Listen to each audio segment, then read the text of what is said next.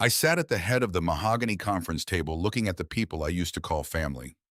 The room was dead silent, the kind of heavy silence that happens right before a bomb goes off. The air conditioning hummed faintly, but all I could hear was the steady beating of my own heart. My wife's funeral was barely a memory, and already the vultures were circling above me. My daughter-in-law, Monica, leaned forward, placing both her hands flat on the polished wood. She did not look like a grieving relative. She looked like a predator who had just cornered her exhausted prey. She slammed a thick stack of legal documents onto the table, the sharp smack echoing loudly in the quiet room. She smiled coldly, a look of pure arrogance. "Now that the old woman is gone," she said, her voice dripping with venom, "you will put the company in my son's name and fend for yourself. You are done here. Richard, it is our turn now." I looked at my son, Derek, sitting right beside her. He looked down at his expensive shoes, too much of a coward to meet his father's eyes. They thought they had me completely backed into a corner. They truly believed a grieving 70-year-old man was an easy target, but they forgot exactly who built the empire they were trying to steal. I did not yell. I did not argue. I simply smiled, folded my hands together, and waited. Exactly 3 seconds later, the heavy boardroom doors swung open. My lawyer, Victor Lang, walked into the room. He did not say a single word. He just walked straight up to the table and dropped a certified DNA test right in front of Monica. Before I tell you what that piece of paper said and how I utterly destroyed the people who tried to bury me alive, let me know where you are watching from in the comments below. Hit the like button and subscribe to the channel if you have ever had to stand up and teach an ungrateful family member a lesson they will never forget. To understand how we ended up in that tense boardroom, you have to go back exactly 3 days. The sweet scent of funeral lilies still hung thick in the air of my home. My Diane was gone. 45 years of beautiful marriage cut short by pancreatic cancer in a matter of a few brutal months. The house was painfully quiet now, empty in a way that made my chest physically ache. I stood alone at the kitchen sink, letting the warm water run over my hands as I washed a simple drinking glass. It was a mindless task, something to keep my hands busy so my mind would not wander back to the empty chair in our living room. The granite counter felt cold under my hands. Diane had picked out that granite. She loved this kitchen. And now someone who never truly respected her was standing on her floor demanding the fruits of her lifelong labor. That was when I heard the sharp, rapid click of expensive heels echoing on the hardwood floor. I turned off the faucet and dried my hands. Monica strutted into the kitchen. There was not a single tear in her eyes. There was not a trace of sorrow on her perfectly made-up face. She was dressed in a sharp black designer suit, looking more like she was heading to a hostile corporate takeover than mourning the passing of her mother-in-law. Without a single word of comfort, without even bothering to ask how I was holding up after the hardest week of my life, she dropped a thick manila folder onto the counter. The sound was loud and deliberate. I looked down at the folder. Printed across the top page in bold black letters were the words, "Emergency Handover and Succession Agreement." I looked from the paper back up to Monica. "What is this?" "Monica?" I asked, keeping my voice perfectly level and calm. She sighed an exaggerated theatrical sigh, acting exactly as if she were dealing with a stubborn child. "It is for your own good, Richard," she said smoothly, leaning against the counter. "You are 70 years old. You just lost Diane. You are grieving, and you are in no condition to run Caldwell Logistics right now. You need to sign this agreement today so we can transfer the executive powers to Chase."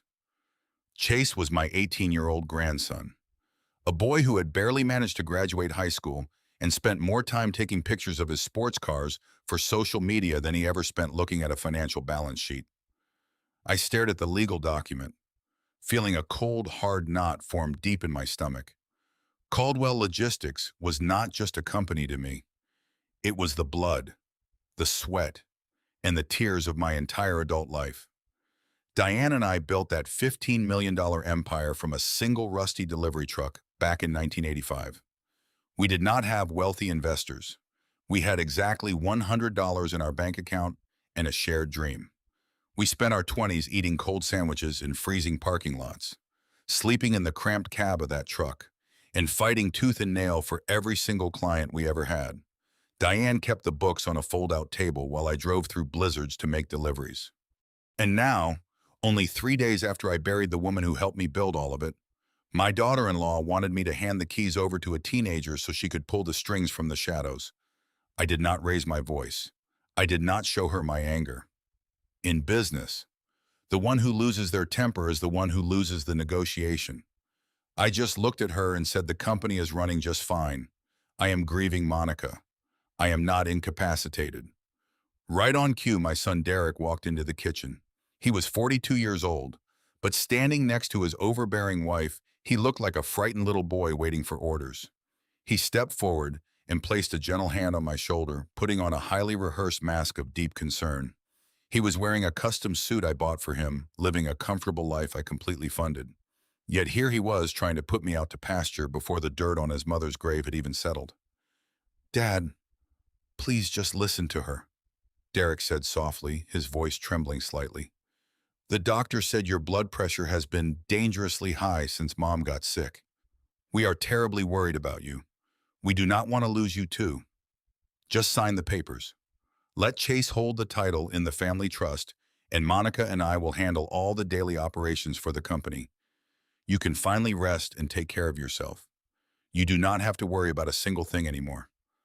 It sounded so incredibly caring. It was the perfect plausible lie. A loving son and a concerned daughter-in-law stepping up to take a massive burden off an old man's shoulders. But I knew Derek better than anyone. I had spent millions of dollars on his elite Ivy League education only to watch him become a weak man who could not make a single major decision without his wife's explicit permission. I looked at the expensive gold pen Monica had conveniently placed right next to the folder. "I will think about it," I said quietly, stepping back from the counter. "I need some time to read through the legal clauses before I sign anything." Derek nodded eagerly, clearly relieved that I had not flatly refused their demand. "Of course, Dad. Take all the time you need," he said, forcing a warm smile. "Just do not wait too long. The market is very volatile right now, and the company needs steady leadership." They turned around together and walked out of the kitchen, their footsteps fading down the long hallway, leaving me alone with the stack of papers. I stood frozen by the counter, my heart pounding a slow, heavy rhythm in my chest. I turned my head slowly toward the large bay window that looked out into the corridor. The glass was dark against the evening sky, acting like a perfect clear mirror. In the reflection, I saw Monica pause near the front door. She pulled her phone out of her designer purse and quickly began to type a message. She had absolutely no idea that I could see her reflection perfectly from where I stood. I watched closely as her fingers flew across the digital screen. I did not even need to guess what she was doing, because as she hit the send button, she muttered the words under her breath with a vicious, triumphant smirk on her face. "The old man took the bait," she whispered to herself, tucking the phone away. "Prep the shares." I stood alone in my quiet, empty kitchen, the warm water still dripping slowly from the faucet. They honestly thought I was a broken, clueless old widower who would just roll over and give up. They thought they had outsmarted me in my own home, but they were about to learn a very hard lesson. A lone wolf might lose his mate, but he never loses his teeth, and I was about to bite back hard. The next morning, I woke up before the sun considered rising. I did not sleep much. The silence of the house without Diane was suffocating. The heavy realization of my own family conspiring against me made the air feel even thinner. I needed the familiar hum of my empire to clear my head. I needed to stand in the halls of Caldwell Logistics and remember exactly who I was before I became an old widower in the eyes of my greedy children. By 6 o'clock in the morning, I was pulling my car into the executive parking lot. The crisp morning air felt sharp against my face as I walked up to the towering glass building. This place was my sanctuary. I had poured every ounce of my energy into these walls. I walked through the quiet lobby, nodding to the night shift security guard, and took the private elevator straight up to the executive floor. I bypassed my own office and headed directly for the executive archives at the end of the corridor. The archives held the backup records of every major financial transaction and trust document associated with Caldwell Logistics. If Monica and Derek were planning a hostile takeover, they would need to alter the foundational operating agreements. I reached the heavy security door and pulled my master key card from my pocket. I swiped the plastic card against the electronic reader, expecting the familiar green light and the mechanical click of the unlocking mechanism. Instead, the keypad beeped a harsh, flat tone. The small light blinked a solid, angry red. Access denied. I stared at the glowing digital panel. My card was the master key. It was programmed to never expire and to grant unlimited access to every single room in the building. I swiped the card a second time. The reader beeped again. Red light. Access denied. I swiped it a third time, pressing the plastic against the sensor. Red light. Access completely denied. Are you having some trouble with the door? Richard? The voice came from the shadows near the break room, startlingly loud in the quiet hallway. I turned around slowly. Stepping out into the dim morning light was Bradley Jenkins. Bradley was our chief financial officer. He was 45 years old and wore custom-tailored suits. He was wearing far too much expensive cologne. The heavy scent of musk and cedar rolled off him in waves that made my stomach turn. He walked toward me with a rehearsed plastic smile plastered across his face. He looked entirely too awake and far too comfortable for 6 o'clock in the morning. Bradley, I said, keeping my voice perfectly calm and steady. My master keycard seems to be malfunctioning. It is rejecting my clearance for the executive archives. Bradley stopped a few feet away from me, tucking his manicured hands into his pockets. Oh, right, he said, his smile widening just a fraction. I should have warned you. We are running a massive system update on the security servers this weekend. Derek ordered a complete overhaul of the digital access protocols to ensure our corporate data remains secure. The system is temporarily restricting access to all sensitive areas while the technicians migrate the files. Derek ordered it, I repeated slowly, letting the words hang in the empty corridor. Bradley nodded smoothly, completely unfazed. Yes, Derek thought it was best to handle the security migration now. He mentioned you would be taking an extended leave of absence to mourn Diane, so he took the initiative to approve the technology overhaul. Do not worry about a thing. Richard, we have everything completely under control. You should go home and get some rest. I looked into Bradley Jenkins' eyes. They were cold, calculating, and full of silent mockery. He knew exactly what he was doing, and he knew that I knew. They were locking me out of my own company. They were building a digital fortress to hide whatever financial crimes they were currently committing. They were using my son as the face of the operation. The old Richard would have grabbed Bradley by his silk tie and thrown him through the glass doors. I would have demanded the security team break the archive lock immediately, but the man standing there now was a seasoned corporate veteran. If I caused a scene, I would show my hand. I would give them a reason to claim I was acting erratically due to grief. I would give Monica exactly what she needed to prove I was mentally unfit to lead. I'm not going to argue with you, Bradley, I said smoothly, forcing a polite nod. I suppose the security update is long overdue. Tell Derek I appreciate his sudden interest in our data protection. I turned my back on the chief financial officer and walked calmly toward my private office. I could feel his arrogant gaze burning into my back as I walked away, but I did not look back.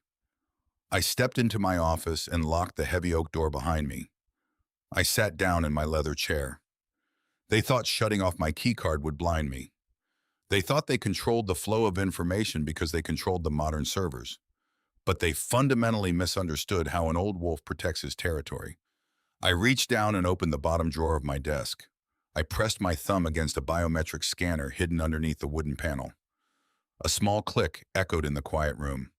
A secret compartment slid open. Inside rested a thick, dust-covered external hard drive. I did not need their network access. 10 years ago, anticipating corporate espionage, I had a backdoor coded directly into the mainframe. This hard drive contained an offline mirror of every digital skeleton buried in Caldwell Logistics. I connected the heavy drive to my secure laptop. The screen flickered to life, prompting me for a sequence of encrypted passwords only I knew. My fingers hovered over the keyboard. I was moments away from bypassing their pathetic firewall and exposing whatever rot Monica and Bradley were hiding in my financial records. I took a deep breath, ready to strike the first blow in this silent war. Before my finger could press the enter key, the sharp ringing of my private cell phone shattered the silence. I jumped slightly, pulling my hand back from the keyboard. Very few people had this personal number. Absolutely no one should be calling it at 6:30 in the morning. I pulled the phone from my jacket pocket and looked at the glowing screen. The caller identification displayed the name of the local county hospital. A cold wave of dread washed over me. Hospitals do not call at dawn with good news. I accepted the call and lifted the phone to my ear. "Hello?" I said, my voice barely above a whisper. "Mr. Richard Caldwell?" a woman asked. Her tone was strictly professional but carried an undeniable weight of urgency. "This is the emergency department at Memorial Hospital. I am calling regarding your grandson, Chase Caldwell. He has been in a severe motorcycle accident. He is currently in the trauma unit, and we need family members here immediately." I slammed the laptop shut and shoved the encrypted hard drive back into the hidden compartment of my heavy oak desk. The digital war for Caldwell Logistics would simply have to wait. My grandson was currently bleeding. I grabbed my car keys with shaking hands, my heart hammering a frantic rhythm against my ribs. I sprinted out of my private office, completely ignoring the confused and annoyed look on Bradley Jenkins' face as I rushed past the corporate break room. I slammed my hand against the elevator button, my mind racing with terrifying images of Chase lying broken on the cold asphalt. He was a reckless teenager with far too much money and far too little sense. But he was still my family. He was the only heir Diane had truly doted on during her final years. The drive to Memorial Hospital was a terrifying blur of flashing traffic lights, blaring horns, and reckless swerves through the morning traffic. I broke every single speed limit in the city, gripping the cold leather steering wheel until my knuckles turned completely white and my forearms ached with tension. I pushed the accelerator all the way to the floorboard, praying silently that I would not be too late. I abandoned my car in the emergency drop-off zone, not caring about the parking violation, and burst through the sliding glass doors of the hospital. The harsh fluorescent lights of the trauma ward stung my tired eyes. The overwhelming smell of cheap antiseptic and stale waiting room coffee filled the chilly morning air. I spotted them immediately at the far end of the long, sterile hallway. Monica was pacing back and forth, her expensive designer heels clicking a sharp, rhythmic tempo against the polished linoleum floor. She was furiously typing on her smartphone, looking significantly more inconvenienced than devastated. Derek sat slumped in an uncomfortable plastic waiting room chair with his head buried deep in his hands. His tailored suit was severely wrinkled, and his broad shoulders shook slightly under the bright hospital lights. I hurried down the hallway, my heavy footsteps announcing my sudden arrival. Derek looked up, his face extremely pale and slick with a nervous sweat. "Dad," he choked out, standing up quickly and wiping his hands on his trousers. "I got here as fast as I possibly could," I said, grabbing his shaking shoulders. "What exactly happened out there, and how bad is his condition right now?" Derek swallowed hard, his anxious eyes darting toward Monica, who had finally stopped typing to look at me with mild annoyance. "He took a sharp corner way too fast on that brand new sports motorcycle," Derek explained, his voice trembling noticeably. "He lost control of the bike and slid directly into a steel guardrail on the busy highway. He was wearing his protective helmet, thank God, so there is no severe brain damage or spinal trauma. But he suffered a very deep laceration on his left thigh and some minor internal bruising around his ribs. He lost a significant amount of blood at the scene of the accident before the paramedics could arrive and apply a proper tourniquet." Monica aggressively crossed her arms over her chest, letting out a sharp, highly frustrated sigh that echoed loudly in the quiet corridor. "It is a complete and utter disaster. Richard, we were strictly scheduled to finalize the executive trust transfer this afternoon, and now we are stuck sitting in this miserable waiting room." I stared at her, completely appalled by her absolute lack of basic maternal concern. Her teenage son was lying on a surgical operating table, and she was only worried about a corporate handover schedule. Before I could formally reprimand her for her stunning callousness, the heavy double doors of the trauma bay swung open. A very tired-looking attending physician stepped out into the quiet waiting area. He wore blue surgical scrubs that were visibly stained with small dark spots of fresh blood. His blue surgical mask was pulled down around his neck, revealing a deeply lined, physically exhausted face. Family of Chase Caldwell. He called out loudly, his authoritative voice echoing down the hospital corridor. We rushed forward together, forming a tight, anxious circle around the exhausted medical professional. He is medically stable for the moment, the physician said, holding up a thick metal clipboard and clicking his pen. We managed to successfully stop the primary hemorrhaging in his upper leg, and his vital signs are currently holding steady on the monitors. However, his overall hemoglobin levels are dropping to a critically low point. We need to administer a massive blood transfusion immediately to prevent him from slipping into severe hypovolemic shock. Derek let out a loud, shuddering breath of profound relief, leaning heavily against the painted drywall for physical support. Then do it immediately, Monica demanded, waving her manicured hand dismissively at the doctor. Give him the required blood and patch him up quickly so we can finally get out of this depressing place. We have a private, luxurious recovery suite waiting for him at our home. The doctor frowned deeply, clearly unimpressed by Monica and her highly demanding, arrogant attitude. It is not that simple. Ma'am, he said, his professional tone growing noticeably firm and uncompromising. Your son has a very rare and specific blood type. He is AB positive. Under normal daily circumstances, this would not be a massive logistical issue. But our hospital blood bank experienced an unprecedented shortage this week due to a multi-car pileup on the interstate. We simply do not have enough AB positive or universal donor blood in our immediate hospital inventory to safely and fully complete the required transfusion. He looked directly at Derek, then shifted his serious gaze to Monica. We need direct family donors right now immediately. The boy desperately needs blood, and he needs it flowing into his veins within the next hour to survive. We can bring you both into the lab and cross-match you immediately to save his life. The world around me seemed to halt completely. The low mechanical hum of the hospital ventilation system faded entirely away. The distant rhythmic beeping of the cardiac monitors went dead in my ringing ears. The attending doctor's specific words echoed loudly in my mind, repeating over and over again like a broken skipping record. A B positive. The boy is a B positive. My mind, rigorously trained over decades to analyze complex corporate data and detect absolute factual inconsistencies, immediately latched onto a monumental, undeniable biological impossibility. I am an O blood type.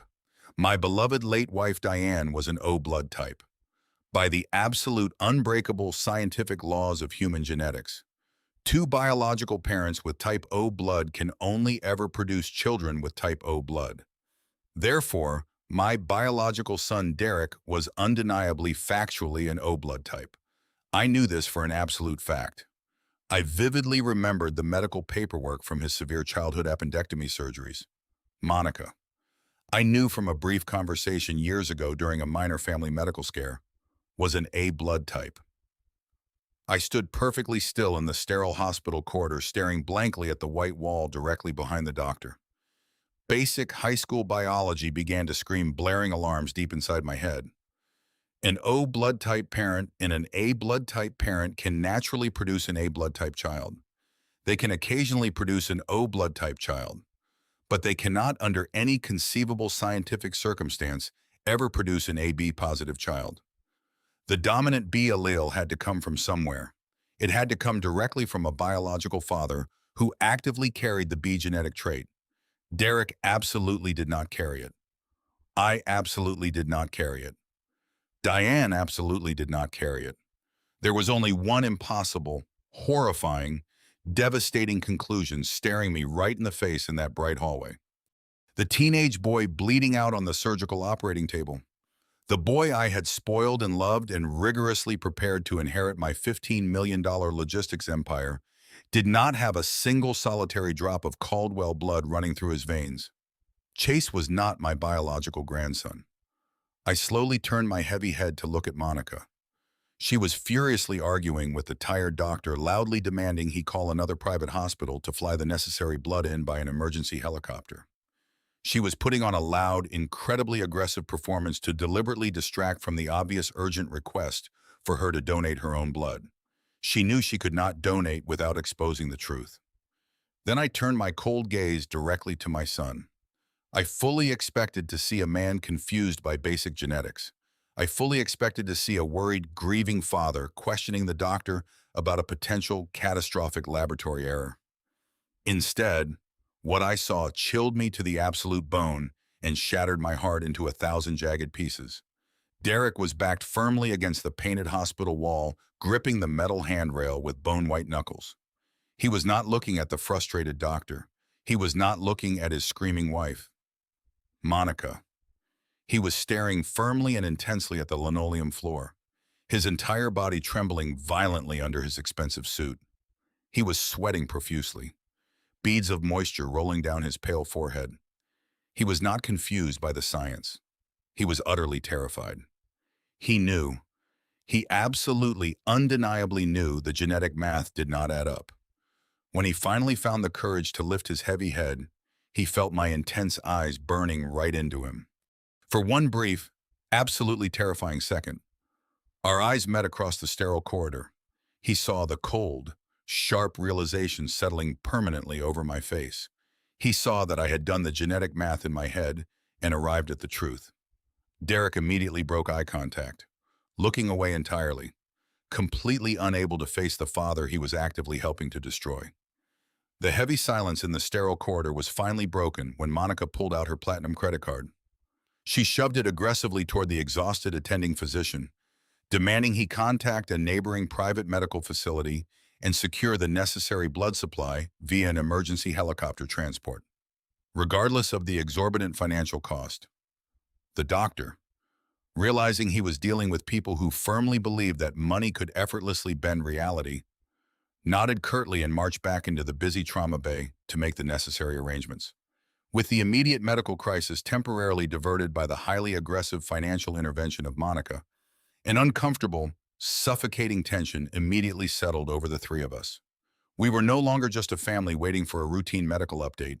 We were a family actively standing on a massive foundation of carefully constructed lies.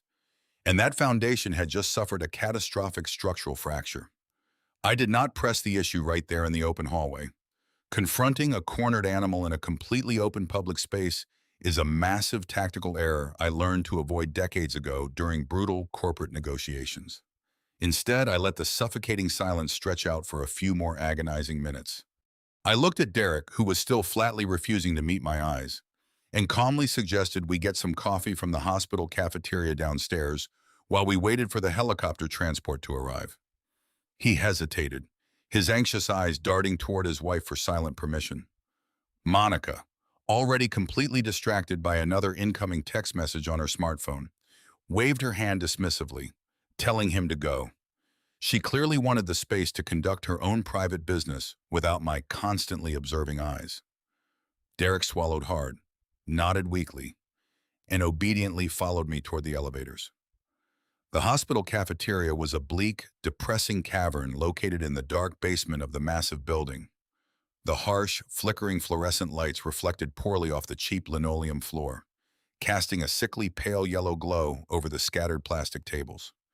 The overwhelming smell of burned coffee and strong industrial bleach hung heavily in the stale, recycled air. We purchased 2 cups of bitter, lukewarm coffee in flimsy styrofoam cups, and found a secluded table in the far back corner of the desolate room. Derek sat across from me, gripping his cup tightly with both hands, as if the cheap styrofoam was the only thing keeping him tethered to the physical world. His broad shoulders were slumped, his expensive suit jacket hanging loosely over his defeated frame.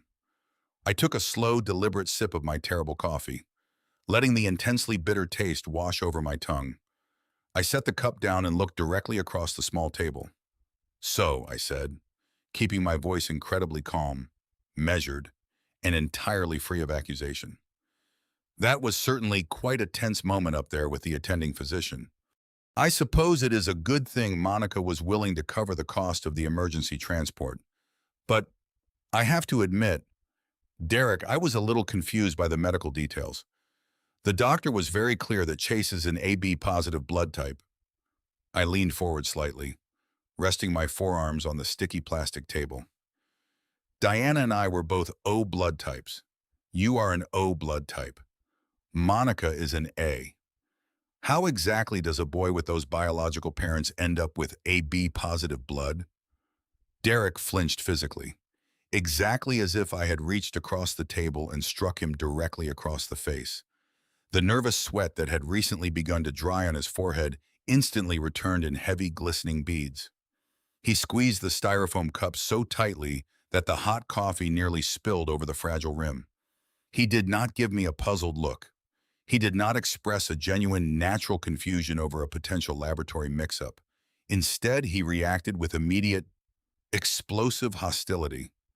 He slammed the cup down onto the table, his voice cracking with a high-pitched, desperate, defensive anger.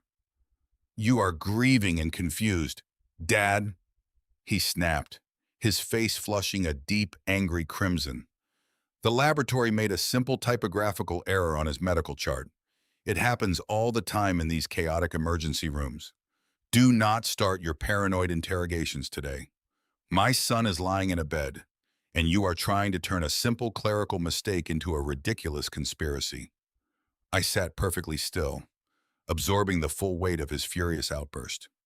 In the ruthless world of logistics and corporate acquisitions, I had sat across the table from hundreds of desperate men trying to hide terrible truths. I knew exactly what genuine confusion looked like. I knew exactly what righteous indignation looked like, and I knew exactly what a cornered, guilty coward looked like when the walls of his deception began to close in around him. Derek was not stupid, but he was an incredibly poor liar. He was hiding something massive, and his explosive, uncharacteristic aggression only served to completely confirm my absolute worst fear. If he truly believed it was a simple laboratory typo, he would have brushed off my questions with a tired sigh. He would have gently reminded me that clerical errors happen. But he attacked me.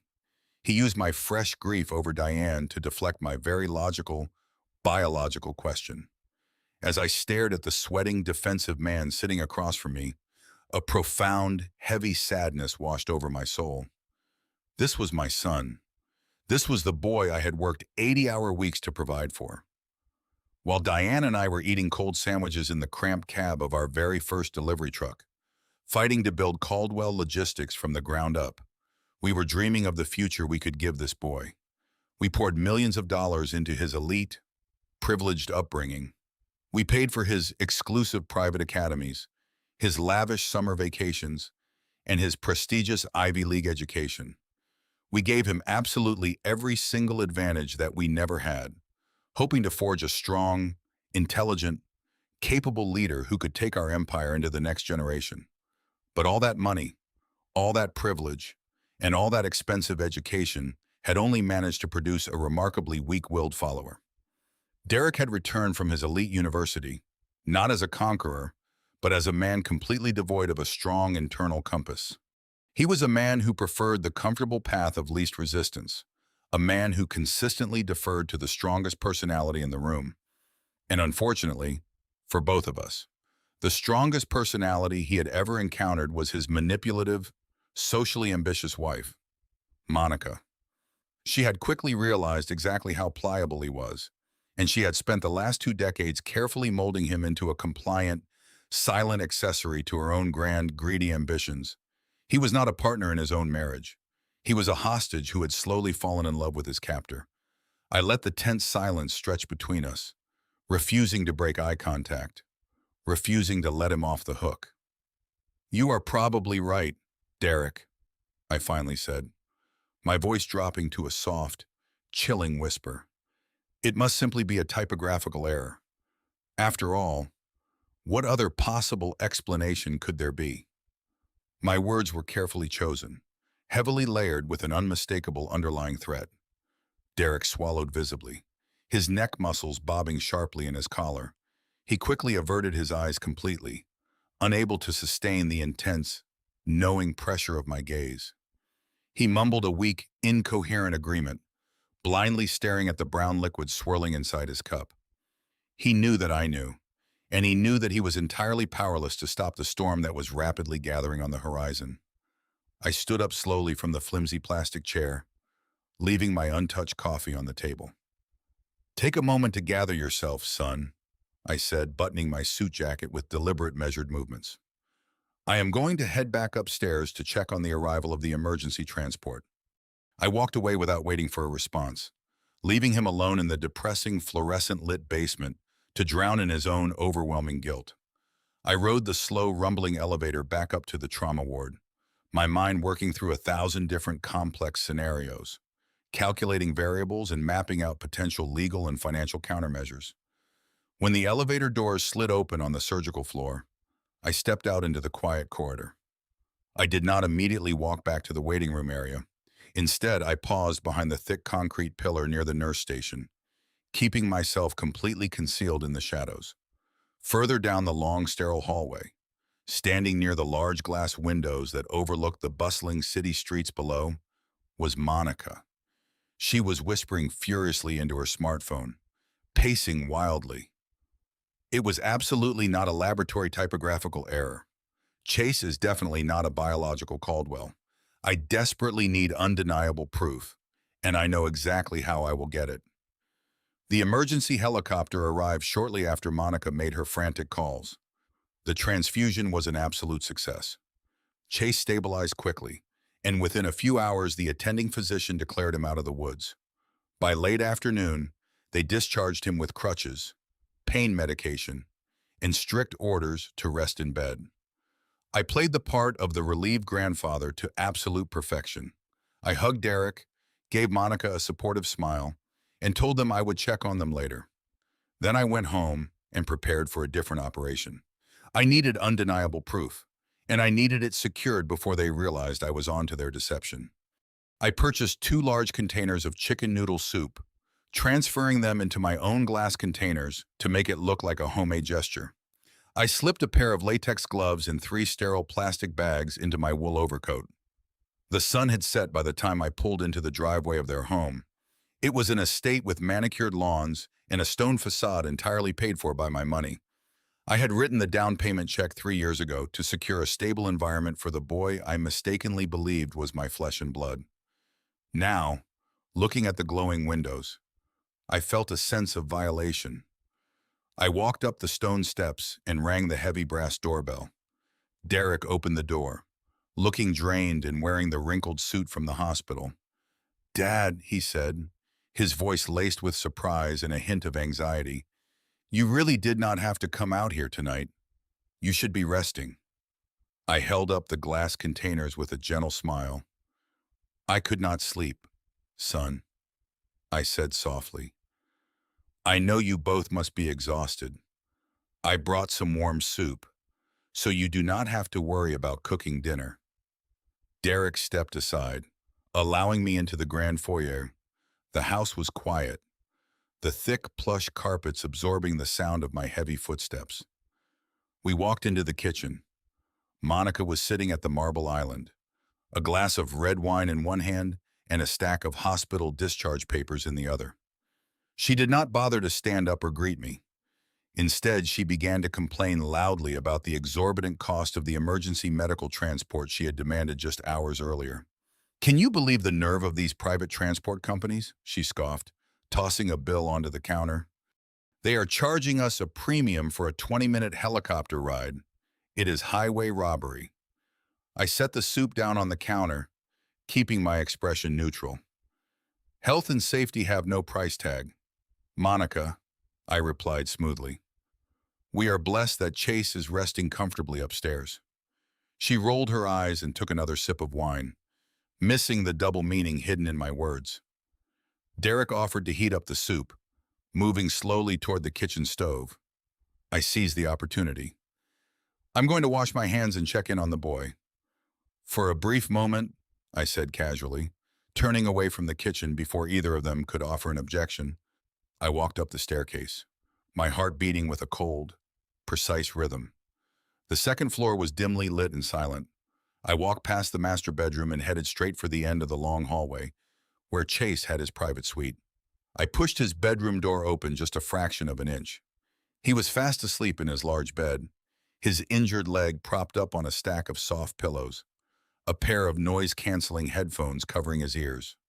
I quietly pulled the door shut and slipped directly into his private attached bathroom. The room smelled of expensive cologne and mint toothpaste. I reached into my overcoat pocket and pulled out the sterile plastic bags and the surgical latex gloves. I snapped the gloves over my hands, moving with the quiet efficiency of a man completely focused on his mission. I opened the mirrored medicine cabinet above the porcelain sink. There, resting in a sleek ceramic holder, was his blue electric toothbrush. The bristles were still slightly damp from recent use. It was a perfect, uncontaminated source of raw genetic material. I carefully extracted the toothbrush, making absolutely sure not to touch the bristle head, and dropped it directly into the first sterile plastic bag. I sealed the tight plastic zipper shut, locked the evidence away in my deep pocket, and closed the medicine cabinet without making a single sound. That was half the battle. Now I needed Derek. I peeled the latex gloves off and slipped out of the bathroom, walking silently back down the carpeted hallway. Instead of returning directly to the kitchen, I took a sharp detour toward the large laundry room and mudroom located just off the spacious garage. Derek was a creature of absolute habit. He went to an executive gym 3 times a week, and he always dumped his sweaty workout gear into a specific wicker hamper by the garage door, entirely too lazy to carry it to the washing machine himself. I stepped into the dark mudroom, my eyes scanning the organized shelves and hooks. I found the wicker hamper immediately. Resting right on top of the pile was his dark gray athletic jacket, exactly where he had carelessly tossed it yesterday afternoon before the medical emergency completely derailed their entire week. I put on a fresh pair of surgical gloves and picked up the dark fabric, holding it up toward the dim security light filtering in through the garage window. I scrutinized the collar and the inner lining with intense focus. It only took me 30 seconds to find exactly what I needed. Woven into the sweaty fabric near the high neckline were 2 distinct dark brown hairs. I pulled a pair of small metal tweezers from my pocket, gripped the very tips of the hairs, and carefully plucked them from the jacket lining. I held them up to the light, confirming that the tiny whitish biological root follicles were still perfectly intact at the base. It was more than enough biological material for a definitive match. I dropped the 2 hairs into the second sterile plastic bag, sealed it tight, and placed it securely next to the toothbrush in my coat pocket. I took off the gloves, smoothed out the wrinkles in my overcoat, and walked casually back into the sprawling kitchen. Derek was pouring the warm soup into porcelain bowls. I smiled warmly, played the role of the tired, deeply relieved grandfather for another 10 minutes, and gracefully excused myself, claiming that the long emotional day had finally caught up with my aging body. They watched me walk out the front door, completely unaware that I was walking away with the absolute destruction of their entire carefully constructed world safely tucked inside my pocket. I got into my car, locked the doors, and drove out of their pristine suburban neighborhood. But I did not drive back to my empty house. I turned my car onto the dark interstate highway and pressed the accelerator down. I drove straight through the dark night to a private genetics laboratory located 2 towns over. I had called them during my drive utilizing a premium emergency service line to arrange a deeply confidential after-hours appointment. I arrived at the sleek, unmarked medical building just past 2 o'clock in the morning. A stern-looking laboratory technician in a white coat let me in through the heavy glass security doors. I handed him the 2 perfectly sealed plastic bags and a thick envelope containing exactly $5,000 in crisp, clean, untraceable cash. I demanded a highly expedited priority analysis today. The young technician counted the cash very carefully, labeled the plastic bags with random numerical barcodes to ensure complete anonymity, and promised me definitive, legally binding results within 48 hours. Soon, I walked out of the private clinic as the first faint streaks of purple dawn broke across the eastern horizon. The biting morning chill whipped my face, but I felt a strange burning heat radiating deep within my chest. I had the biological evidence secured, The scientific hammer was officially in motion. I unlocked my car and slid into the cold leather driver's seat, letting out a long, heavy breath. I reached into my pocket for my keys, but my fingers brushed against my smartphone. The screen suddenly lit up the dark interior of the car, vibrating violently against the palm of my hand. It was an automated security alert triggered directly from the secret digital backdoor I had coded into the Caldwell Logistics server 10 years ago. I stared at the glowing text, feeling the blood freeze completely solid in my veins. Someone inside the company was attempting to authorize a massive, unapproved wire transfer of $4.5 million, desperately trying to use my personal digital signature to do it. I threw my car into gear and tore out of the clinic parking lot. The sun was fully rising now, painting the morning sky in vibrant streaks of orange and gold. But my world had never felt colder or darker. My mind raced faster than the engine of my car. Whoever was sitting at a computer terminal attempting to push that massive wire transfer through the Caldwell logistics system was getting desperate. They were trying to bypass the primary authentication protocols by using a forged version of my digital footprint. I did not drive back to the corporate headquarters. Confronting Bradley or whoever was sitting at that desk would only give them the opportunity to scrub the servers and destroy the digital evidence before I could secure it. I drove straight back to my house, the large empty home that felt more like a mausoleum than a sanctuary. I bypassed the kitchen and walked down the long hallway to my private home office. I locked the heavy door behind me and closed the thick wooden blinds, plunging the room into shadows. I turned on my desk lamp and sat down in front of my secure home terminal. 10 years ago, when Caldwell Logistics was rapidly expanding and we were fending off aggressive corporate espionage from rival logistics firms, I hired a brilliant independent programmer to build a failsafe into our network architecture. It was a digital ghost, a completely invisible backdoor coded directly into the foundational framework of the company's servers. I never told Diane about it, and I certainly never told Derek or the board of directors. It was my ultimate insurance policy designed for a catastrophic scenario just like this one. I booted up the terminal and typed in a complex sequence of commands that had not been used in a decade. The screen flashed black, then flooded with cascading lines of green code. I was in. I navigated through the invisible pathways of the network, bypassing the heavily advertised corporate firewalls without triggering a single alarm. I located the active terminal that had initiated the security alert. It was registered to the executive financial suite. Bradley Jenkins was already awake and working early furiously, trying to force a heavily encrypted wire transfer through the system using a spoofed credential package designed to mimic my authorization. I watched his digital keystrokes in real time like a phantom observing a burglar trying to pick a lock. Bradley was a slick, calculating accountant, but his understanding of deep network architecture was arrogant and fundamentally flawed. He had established a series of internal lockouts to blind the general accounting staff and block my standard administrative access. But his walls were built on the surface level. He had absolutely no idea that I was swimming beneath the foundation of his digital fortress. With a few precise keystrokes, I isolated his transfer request and quietly quarantined the transaction, suspending the $4.5 million in a hidden digital purgatory where he could neither complete the transfer nor cancel the footprint of his attempt. I had him perfectly trapped. My heart pounded with a mix of fury and intense focus as I prepared to dig deeper into the system. I needed to see exactly how long this disease had been spreading through my company, and I needed to gather every single piece of undeniable evidence before they realized they were caught, having stopped the immediate financial hemorrhage. I turned my attention to the origin of the rot. I needed to see exactly how deep this infection went.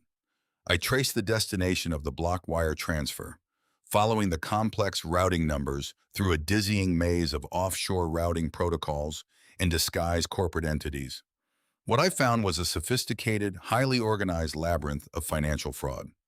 Bradley had not just been skimming off the top, he had engineered a massive systemic pipeline designed to drain the lifeblood of my company. I uncovered 4 distinct shell companies, all recently registered in the state of Delaware under fake limited liability corporations.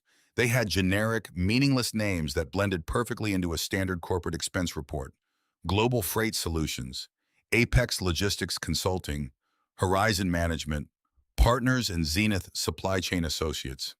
I opened the accounting ledgers connected to these phantom companies.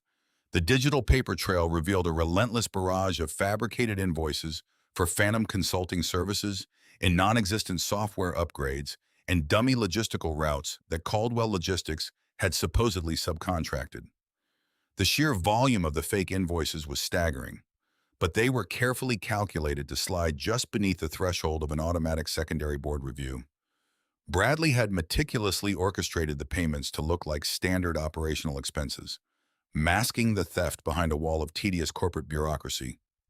I began downloading every single ledger, every fake invoice, and every routing number onto my secure hard drive, ensuring I had a permanent, unalterable record of their massive criminal enterprise. The depth of the deception was sickening, revealing a level of calculated greed that completely shattered any lingering illusions I had about the people operating within my own corporate headquarters. I dug deeper, matching the dates of the fraudulent invoices with the corresponding outflow of corporate capital. I pulled up the master ledger of the company and cross-referenced the missing capital against our internal accounts. When the numbers finally aligned on my glowing screen, a wave of profound nausea hit me so hard I had to grip the edge of my desk to steady myself. The money was not coming from our operational revenue. It was not coming from our expansion reserves. The $4.5 million that Bradley and Monica had siphoned away over the past 8 months was being systematically drained directly from the employee pension fund. They were stealing the hard-earned retirement savings of the truck drivers, warehouse managers, and logistics coordinators who had dedicated their lives to building this company alongside me. But the absolute worst part was the timeline.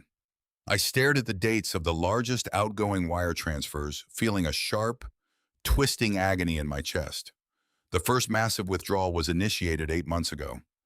That was exactly the same week Diane received her terminal cancer diagnosis. While I was sitting in sterile oncology waiting rooms holding my dying wife's fragile hand and crying over her hospital bed, my daughter-in-law and my chief financial officer were busy plundering the company vaults. They knew I was completely distracted by grief and medical decisions. They knew my attention was entirely focused on the woman I loved more than life itself. They weaponized my pain and used Diane's tragic decline as a convenient, prolonged distraction to orchestrate their massive theft. Every time Monica visited the hospice facility, she was calculating how much more she could steal. I sat back in the heavy leather chair, the glow of the computer monitor illuminating the dark room. The pieces of the puzzle were finally clicking together with terrifying clarity. The massive embezzlement of the pension fund, the fake Delaware corporations, the desperate panicked attempt to push a final wire transfer through the system at dawn, and the sudden aggressive push for me to sign the succession documents mere days after Diane's funeral. I reached into my briefcase and pulled out the thick manila folder Monica had slammed onto my kitchen counter the day before, the emergency handover and succession agreement.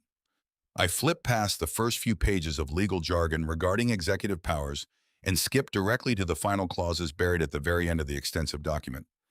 There it was, hidden beneath layers of dense corporate terminology. A comprehensive indemnification clause completely absolving the new executive board of any prior financial discrepancies, and a mandatory authorization for the upcoming end-of-year audit bearing my signature as the sole approving authority. The handover document was never about taking power. It was never about Monica wanting to rule the company from the shadows. The document was a meticulously crafted legal shield. The end-of-year corporate audit was scheduled to begin in less than 3 weeks. An independent auditing firm would tear through the company ledgers, and it would take them less than an hour to notice a gaping $4.5 million hole in the employee pension fund. When the federal investigators inevitably arrived to comb through the wreckage, they would demand answers. They would look at the digital authorization logs. They would see the spoofed credentials holding my digital signature. And if I signed that handover document, I would be legally authenticating all financial operations prior to the transfer of power. Monica and Bradley were not just stealing my money, they were meticulously framing me for the entire operation. They intended to use my signature to bury the massive embezzlement entirely under my name. They needed my signature to seal my coffin, and they were willing to use my grief to get it. They vastly underestimated the man they were trying to destroy. The hours following my discovery in the digital shadows of Caldwell Logistics dragged on with suffocating slowness. I paralyzed Bradley Jenkins in his frantic attempt to transfer $4.5 million, freezing the stolen pension funds in a void. But that was only the financial battlefield. The biological war was still waging silently, waiting for science to deliver its indisputable verdict. I stayed locked inside my dimly lit home office for 2 days. I ignored the relentless phone calls from my son Derek, who was growing increasingly anxious about my delayed response to the succession agreement. I ignored the demanding text messages from Monica, who was wondering why her perfectly laid trap had not yet snapped shut. I needed to maintain total silence. To react now without having every piece of the puzzle firmly locked into place would be a catastrophic tactical error. I drank bitter black coffee and stared at the walls, my mind compartmentalizing the betrayal into manageable, actionable pieces. Finally, on the morning of the third day, the secure burner phone resting on my desk vibrated violently. It was a local number, the private genetics laboratory I visited under the cover of darkness. I answered the call immediately, my voice steady and devoid of emotion. "Mr. Caldwell," a sterile professional voice said through the speaker, "we have completed the expedited analysis on the biological samples you provided. The comprehensive results have been compiled, verified, and sealed. They are ready for immediate physical pickup at our front desk." I did not ask for the results over the phone. I needed to hold the physical document in my hands. I thanked the technician, disconnected the call, and grabbed my heavy wool overcoat. The final nail in the coffin of my family was waiting for me. The drive to the private clinic felt vastly different in the stark light of the morning sun. When I had driven this exact route 3 nights ago, I was a man fueled by desperate, frantic suspicion. Navigating the busy suburban streets and watching normal people go about their mundane daily routines, I was a man marching toward an inevitable execution. I parked my truck in the sleek, unmarked lot of the medical building and stepped out into the crisp autumn air. The clinical white walls of the lobby offered no comfort. I approached the reception desk and provided the anonymous numerical barcodes the technician had assigned to my plastic bags. The receptionist, a young woman who looked entirely too cheerful for a place that routinely delivered life-destroying news, checked her computer terminal and retrieved a thick, tamper-proof manila envelope from a locked filing cabinet. She slid it across the counter, completely unaware of the absolute devastation sealed inside its thick paper walls. I took the envelope, feeling its heavy physical weight in my hands. I did not open it in the lobby. I needed the absolute privacy of my own space. I walked back out through the sliding glass doors, the automated hum sounding unnaturally loud in my ears. I climbed into the driver's seat of my truck, closed the heavy door, and locked it. I started the engine, letting the deep, rhythmic rumble of the motor fill the insulated cabin. The heater blew warm air over my cold hands, but it did absolutely nothing to thaw the freezing ice that had firmly settled into my chest. I sat in the idling truck for a long time, staring at the blank face of the envelope resting on the passenger seat. Inside that paper casing was the absolute scientific truth of my bloodline. I had spent 18 years looking at Chase, searching for traces of my own facial features in his adolescent face, looking for Diane's bright smile in his expressions, looking for my own relentless drive in his actions. Now I was about to find out if I had been searching for ghosts. I took a deep, steadying breath, reached over, and picked up the envelope.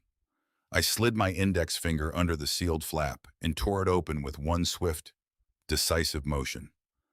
I pulled out the crisp white laboratory report. The document was dense with complex genetic markers, biological sequencing charts, and technical medical jargon. But I bypassed the complicated data and let my eyes drop directly to the bold, capitalized conclusion printed clearly at the very bottom of the final page. Probability of paternity 0.00%. The biological samples provided from subject A do not share a paternal genetic relationship with the biological samples provided from subject B. The subject known as Chase is excluded as the biological offspring of the subject known as Derek. I read the numbers again. 0.00%. There was no margin for error. There was no statistical anomaly. It was a complete, undeniable biological zero. The teenage boy I had loved, spoiled, and prepared to inherit my $15 million empire was an absolute stranger. He did not possess a single drop of Caldwell blood, Diane's sacred lineage, the family legacy we had worked so incredibly hard to secure, had died the moment my wife took her final breath in that hospice bed. For exactly 1 minute, a wave of profound, crushing grief washed over me. I mourned the loss of my grandchild. I mourned the absolute deception that had robbed me of a true legacy. I grieved for Diane, thanking whatever higher power existed that she had passed away before having to witness this sickening betrayal. But the grief did not last. It was almost instantly eradicated, burned away by a cold, calculating, and utterly terrifying rage. The sorrow was completely eclipsed by the sharp, focused clarity of a man who had just realized he was surrounded by vicious predators. I folded the laboratory report perfectly in half and placed it securely into the inner pocket of my tailored suit jacket. My mind, rigorously trained by decades of ruthless corporate warfare, began to rapidly process the new variables of the battlefield. If Derek was not the biological father of the boy, then who was? Monica was a highly calculating, incredibly ambitious woman. She would not risk her extremely comfortable, heavily subsidized lifestyle on a random, meaningless affair with a stranger. If she was going to commit an infidelity that could potentially destroy her lucrative marriage to the heir of a logistics empire, she would do it with someone useful, someone who could actively help her achieve her ultimate goal of absolute financial control. She would partner with someone who understood exactly how to manipulate massive sums of money without triggering internal corporate alarms. She would partner with someone who had deep, unrestricted access to the complex financial architecture of Caldwell Logistics. The realization struck me with the force of a speeding freight train. The missing $4.5 million from the employee pension fund, the fake shell companies registered in Delaware, the frantic early morning attempt to push a massive wire transfer through the system using my spoofed digital signature. Monica was not orchestrating this massive corporate embezzlement all by herself. She had a highly skilled, deeply embedded partner on the inside. I pulled out of the medical clinic parking lot, my destination firmly set. I was not going back to the office, and I was not going home. I was going to war, and I needed a soldier to gather my ammunition. I drove to a nondescript office building located in the industrial district on the very edge of the city. I walked through the doors and stepped into the sparse, utilitarian office of Robert Sanchez. Robert was an ex-federal agent, a man who had spent 20 years hunting down white-collar criminals and dismantling organized syndicates before transitioning into highly lucrative, strictly confidential private investigation. He was ruthless, incredibly efficient, and entirely devoid of moral hesitation when properly compensated. I sat down in the uncomfortable chair across from his metal desk. I did not offer any pleasantries. I reached into my coat pocket, pulled out my checkbook, and signed a blank check. I slid the crisp piece of paper across the metal desk, leaving the financial amount completely empty. Robert looked at the blank check, his dark eyes narrowing with intense professional curiosity. I need you to dig up every single shadow Monica ever cast, both before and after she managed to marry my son. I instructed, my voice hard and unforgiving like cracked ice. Leave absolutely no stone unturned. I want to know where she spends her afternoons, what she buys, and exactly who she meets when she thinks nobody's looking. I want her entire life completely dismantled and laid bare on my desk. Robert slowly picked up the blank check, a slow, knowing smile spreading across his weathered face. Where exactly would you like me to start, Mr. Caldwell? He asked quietly. I leaned forward, the cold rage burning brightly in my chest. Start with Bradley Jenkins. I spent the next 3 days walking through my life like a ghost. I went to the office, attended meetings, and reviewed quarterly projections as if the ground beneath me had not completely collapsed. I nodded at Bradley Jenkins when we passed in the hallway, offering him the same polite, professional smile I had given him for years. I answered Derek's increasingly anxious phone calls regarding the succession documents, assuring him in a weary, defeated voice that I just needed a little more time to finalize my affairs. Every word I spoke was a carefully calculated performance.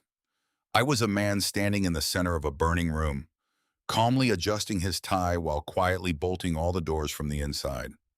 They believed they were watching a powerful man slowly fade into irrelevance due to the overwhelming grief of losing his wife.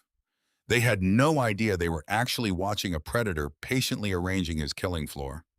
On the evening of the third day, my burner phone finally buzzed. It was a single text message from Robert Sanchez containing an address for a 24-hour diner located on the industrial outskirts of the city and a specific time. I arrived 15 minutes early, pulling my truck into the dimly lit, pothole-ridden parking lot. The diner was a relic from another era, smelling strongly of stale fryer grease and cheap black coffee. Robert was already sitting in a sticky vinyl booth tucked far away in the back corner, completely hidden from the large front windows. He was nursing a mug of black coffee, his face an unreadable mask of professional stoicism. As I slid into the booth across from him, he did not offer a greeting. He simply reached into his worn leather briefcase and pulled out a thick, heavy manila folder. He slid it slowly across the scarred laminate table until it bumped gently against my folded hands. "You were absolutely right to start with Bradley Jenkins, Mr. Caldwell," Robert said, his voice a low, gravelly murmur that barely carried over the ambient hum of the diner's old refrigerator units. They were not exceptionally careful. Arrogance rarely is. I stared at the thick dossier. My fingers rested lightly on the rough paper, feeling the profound weight of the secrets locked inside. I opened the cover. The very first page was a high-resolution photograph date stamped just 3 weeks ago. It showed Monica and Bradley sitting close together at a secluded table in a high-end, out-of-town restaurant. Bradley was leaning in, his hand resting intimately over hers, their faces close in private, animated conversation. It was not a business meeting. It was the undeniable body language of two people who shared a deep, familiar, and highly secretive history. They did not meet at Caldwell Logistics during a corporate restructuring event 5 years ago, as they had always claimed, Robert explained, tapping a thick stack of printed documents near the back of the folder. I pulled their university records. They met 20 years ago at an out-of-state business college. They were college sweethearts. They lived together in a rented apartment for 2 full years before graduation. When they realized neither of them had the familial wealth necessary to fund their expensive ambitions, they apparently made a strategic decision to seek out more lucrative opportunities. I flipped through the pages, my eyes scanning hotel receipts, credit card statements, and private flight manifests that painted a clear, undeniable picture of a continuous, highly coordinated 19-year affair. They had maintained their romantic and financial partnership the entire time Monica had been maneuvering her way into Derek's life, and long after she had successfully secured her position within the Caldwell family. "And the boy?" I asked, my voice barely a whisper, though I already knew the answer. Robert nodded slowly, his expression grim. "I secured a discrete biological sample from Bradley Jenkins yesterday morning. I expedited the genetic analysis against the data you previously obtained. Bradley Jenkins is undeniably the biological father of Chase. Monica was pregnant with his child before she ever walked down the aisle with your son. They essentially planted a cuckoo bird directly in your nest, Mr. Caldwell, ensuring they had a permanent biological anchor tied directly to your family's vast fortune." The revelation hit me with sickening clarity. It was an incredibly long con, a 19-year strategic infiltration designed to slowly siphon the lifeblood of my empire. Monica had used my weak-willed son to gain access to the Caldwell wealth, and she had used her biological child with Bradley to ensure she possessed a permanent, unbreakable claim to the family inheritance. They had manipulated my love, my pride, and my desperation for a grandson to cement their ultimate financial security. But the true devastation, the absolute killing blow, was still waiting for me in the depths of Robert's meticulous investigation. Robert reached across the sticky table and pulled out a single sheet of paper that had been paperclipped to a secondary file. "This was the most difficult piece of the puzzle to extract," he said, his voice dropping even lower. "I had to utilize some highly unconventional digital retrieval methods to pull this from a deleted archive server, But I thought it was critical that you saw the entire picture. He slid the paper toward me. It was a printed copy of a private email date-stamped exactly 10 years ago. It was sent from a heavily encrypted private account belonging to Derek, addressed directly to Monica's personal email address. I looked down at the paper, my eyes scanning the text. The words were burned into my retinas, destroying the last remaining fragments of the family I thought I knew. I read the message, my heart turning into a cold, heavy stone. Monica, the email read, I got the test results back the specialist today. It is confirmed. I am completely sterile. The childhood infection caused permanent, irreversible damage. There is absolutely no chance of me ever fathering a child. We have to be incredibly careful. If my mother finds out, if she realizes I cannot provide a biological heir, she will invoke the bloodline clause in her trust. She will cut me out completely and leave everything to charity. We have to maintain the illusion. My father must never know. Chase is the only thing keeping my inheritance secure. The diner faded away, the smell of grease, the hum of the refrigerator, the low murmur of the few other patrons. It all vanished into a ringing, suffocating void. Derek knew. He had known for 10 years. He knew that Chase was not his son, and he knew that Monica had brought another man's child into our family. But instead of confronting the betrayal, instead of coming to me with the truth, my son had actively chosen to become a willing accomplice to the deception. He had participated in the massive, sustained fraud because he was absolutely terrified of losing his financial inheritance. Diane had always been fiercely protective of the Caldwell legacy. She had insisted on a strict, ironclad clause in our family trust, stating that the bulk of our corporate assets and personal wealth would only ever be transferred to direct biological descendants of the Caldwell bloodline. She wanted to ensure that the empire we built from a single rusty truck would never be handed over to opportunistic outsiders or manipulative spouses. Derek knew about this clause. He knew that his sterility meant he could never fulfill his mother's strict requirement for ultimate control of the trust. And so, driven by sheer greed and a pathetic cowardly desperation to maintain his luxurious lifestyle, he had struck a disgusting bargain with Monica. He would raise another man's child, pretend to be a proud, loving father, and actively deceive his own parents, all to ensure he did not lose his claim to a $15 million fortune. He sold his mother's honor and his father's trust for a paycheck. He was not a victim of Monica's grand deception. He was a willing, active participant in a 19-year fraud. He had watched me spoil a child that was not mine. He had watched me beam with pride at the boy I thought would carry my name into the future. And he had done it all while silently calculating exactly how much money it would eventually bring him. I sat in the uncomfortable vinyl booth, staring at the printed email, until the letters blurred together into a meaningless black smudge. The profound sorrow that had briefly touched me at the genetics clinic was completely gone now. It was entirely replaced by a cold absolute and terrifyingly clear purpose. I was no longer a grieving widower. I was no longer a disappointed father. I was a man who had been marked for slaughter by the very people he had spent his life protecting and providing for. I folded the email carefully and placed it back into the thick dossier. I closed the cover, resting both hands firmly on the manila envelope. I looked up at Robert Sanchez, who was watching me with silent professional respect. He recognized the shift in my demeanor. He saw the predator finally wake up and take control. Thank you for your exceptional work. Robert, I said, my voice perfectly steady and completely devoid of any human warmth. Your investigation has provided exactly what I needed to proceed. Robert nodded slowly, picking up his cold coffee mug. What is your next move, Mr. Caldwell? He asked quietly. I stood up from the sticky booth, tucking the heavy dossier securely under my arm. I am going to go home. Robert, I said, buttoning my wool overcoat. I am going to invite my loving son and his devoted wife into my study, and I am going to play the role of the broken, defeated old man they so desperately want me to be. I am going to give them exactly enough rope to securely hang themselves. I drove back to my large, empty house, the thick dossier resting heavily on the passenger seat. The streetlights flickered past, casting long, shifting shadows across the leather interior of my truck. My mind was a steel trap, perfectly compartmentalizing the profound, sickening betrayal I had just uncovered. There would be time for anger later. There would be time to mourn the son I thought I had and the grandson who was never mine.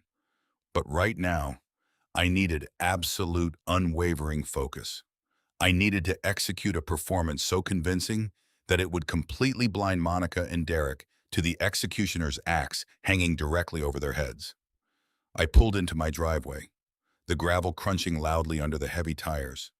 The house was dark, exactly as I had left it. I walked inside, moving straight to my private study. I locked the dossier away in the hidden biometric safe beneath my desk, securing the explosive truth alongside the encrypted hard drive containing the evidence of their massive corporate embezzlement. I picked up my secure burner phone and dialed Derek's number. He answered on the second ring, his voice tight with forced concern and barely concealed anxiety over my delayed response to his demands. "Dad," he said quickly, "are you all right? I have been trying to reach you for 2 days." I let out a long, ragged sigh, intentionally allowing a slight, fragile tremor to enter my voice. I coughed weakly, leaning heavily against the solid mahogany desk. "I am sorry, Derek," I whispered, making my words sound thin and exhausted. "I have just been so incredibly tired. The grief, it is finally catching up with me. I feel like I am drowning in it." I paused, letting the silence hang heavily on the line, ensuring he fully absorbed the image of a broken, defeated old man. "I think you and Monica should come over tonight. I have made a decision about the succession agreement." I heard a sharp intake of breath on the other end of the line. "Of course, Dad," Derek replied, his voice instantly smoothing out into a practiced, soothing tone. "We will be right there. Do not worry about a thing." I spent the next hour carefully staging my study. I dimmed the overhead lights, casting the room in deep, melancholic shadows. I placed a framed photograph of Diane prominently on the center of my desk, angling it so her bright, smiling face would be the first thing anyone saw upon entering. I unbuttoned my collar, ruffled my gray hair to make it look unkempt, and deliberately slouched my posture. I was a man who had built a $15 million logistics empire through sheer willpower and ruthless negotiation. But tonight, I was going to play the role of a pathetic, crumbling widower who had finally surrendered to the crushing weight of his own sorrow. When the heavy brass doorbell finally rang, I did not rush to answer it. I moved with slow, deliberate, shuffling steps, leaning heavily on the banister as I walked down the grand staircase. I opened the heavy oak door. Derek and Monica stood on the stone porch, both dressed in understated, expensive clothing, their faces arranged in masks of deep, performative sympathy. "Dad," Derek said softly, stepping inside and wrapping his arms around my shoulders in a brief, awkward hug. Monica followed closely behind, offering a tight, sympathetic smile that did absolutely nothing to hide the sharp, predatory gleam in her cold eyes. We walked back to my study. I sank heavily into my large leather chair behind the desk, letting my shoulders slump completely forward. I kept my hands resting on the desktop, deliberately allowing my fingers to tremble slightly. Derek and Monica took their seats in the two leather chairs facing me. I looked at the framed photograph of Diane, letting a long, agonizing silence stretch between us. I forced a single genuine tear to well up in my eye, born from the real grief of losing my wife, and let it slowly slide down my weathered cheek. "You were right, Monica," I finally whispered, my voice cracking perfectly. "I cannot do this anymore. Without Diane, this house is just a tomb. The company, the meetings, the relentless pressure, it is all just too much." I looked up, meeting her gaze with dull, defeated eyes. "I am so tired. I just want to rest. I want to be left alone with my memories." Monica sat up straighter in her chair, the greedy triumph practically radiating from her entire body. She tried to maintain her mask of polite concern, but the corners of her mouth twitched upward in a barely suppressed smirk. "Oh, Richard," she cooed, her voice dripping with artificial sweetness. "We understand completely. Grief is a terrible, heavy burden. You have worked so hard for so many years. It is time for you to finally step back and let us carry the load. You deserve peace." Derek nodded vigorously beside her, reaching across the desk to pat my trembling hand with feigned affection. "We are here for you, Dad. We will take care of everything. You do not have to worry about Caldwell Logistics ever again. We will protect the legacy you and Mom built." The sheer audacity of his lies spoken while holding my hand sent a shockwave of cold fury straight through my core. He was talking about protecting a legacy he had already sold to the highest bidder. He was talking about honoring a mother whose dying days he had used as a convenient distraction for massive corporate theft. I swallowed the bile rising in my throat and forced myself to nod slowly, maintaining the illusion of absolute surrender. "Draw up the final papers," I instructed, letting my voice drop to a weary, defeated murmur. "Have the lawyers finalize the emergency handover. I will sign everything over to Chase. I want him to hold the title in the family trust. Just like you asked, you and Derek can manage the daily operations. I just want it done quickly. I want this burden lifted before the end of the week." Monica's eyes widened with naked, unadulterated greed. The trap was springing shut exactly as she had designed it. She leaned forward eagerly, her manicured fingers gripping the edge of my mahogany desk. "We will have the documents finalized and ready for your signature by the Friday morning board meeting," she promised, her voice tight with barely contained excitement. "We can execute the transfer officially in front of the entire executive committee. It will be a smooth, seamless transition of power." Derek smiled, a weak, cowardly expression of relief washing over his pale face. "Thank you, Dad. This is the right decision. We will make you proud. I guarantee it." I let them stay for another 20 minutes, enduring their fake sympathy and their transparent attempts to reassure me. They spoke about the future of the company, about minor operational changes they planned to implement, carefully avoiding any mention of the $4.5 million hole they had blown in the employee pension fund. They were so utterly convinced of their own brilliance, so completely certain that they had successfully manipulated a grieving old man, that they did not notice the absolute predatory stillness lurking just beneath my trembling facade. They thought they were looking at a dying king handing over his crown. They did not realize they were looking at an executioner preparing the block. Finally, they stood up to leave, eager to finalize their treacherous legal paperwork. I walked them to the front door, maintaining my shuffling, defeated gait. Derek hugged me again, whispering empty promises of familial support. Monica offered a stiff, formal embrace, her mind clearly already racing ahead to the Friday board meeting. I watched them walk down the stone steps and climb into their expensive luxury SUV, a vehicle entirely funded by my hard work. I stood on the porch, wrapped in the cold night air, watching the red taillights of their car disappear down the dark, winding street. As soon as their vehicle vanished from sight, the fragile, trembling old man completely disappeared. I stood up perfectly straight, my shoulders squaring, my spine aligning with rigid, unyielding steel. The fake tremor in my hands vanished instantly, replaced by absolute rock-solid stability. I walked back inside, the heavy oak door slamming shut behind me with a decisive, final thud. I strode purposefully down the hallway, the dim melancholic lighting of the house no longer affecting me. I returned to my study, flipped on the bright overhead lights, and picked up my secure burner phone. I did not hesitate. I dialed a number I had memorized decades ago. The line rang twice before a sharp, authoritative voice answered. "Victor Lang speaking." Victor was my personal corporate attorney. He was 55 years old, a brilliant, ruthless legal shark who had spent his entire career tearing rival companies apart in brutal court battles. He was a man who understood that true power was not wielded with a smile, but with a highly sharpened legal scalpel. "Victor first," said my voice dropping its weary pretense, returning to the hard, commanding tone of the CEO who had built Caldwell Logistics. "Cancel all your appointments for the rest of the week. I need you to draft a comprehensive dossier of termination and disinheritance. We have a massive systemic breach of trust.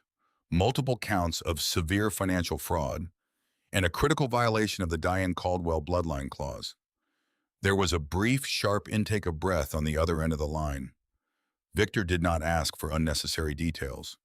He recognized the tone. He knew exactly what this meant. "Who are the targets?" "Richard?" he asked, his voice entirely devoid of emotion, shifting instantly into a cold, tactical mindset. "My son, Derek," I replied, my voice steady as stone. "My daughter-in-law, Monica, and Bradley Jenkins." I paused, letting the names settle heavily into the digital connection. They are attempting a hostile takeover disguised as an emergency succession, and they are using my signature to bury $4.5 million in stolen pension funds. They want to finalize the handover at the Friday morning board meeting. Victor chuckled, a low, dry sound completely devoid of humor. "That is remarkably ambitious of them. What are your specific instructions?" I stared at the framed photograph of Diane on my desk. Her bright, smiling face seemed to urge me forward, demanding absolute justice for the legacy she had helped build. "Prepare the financial audits.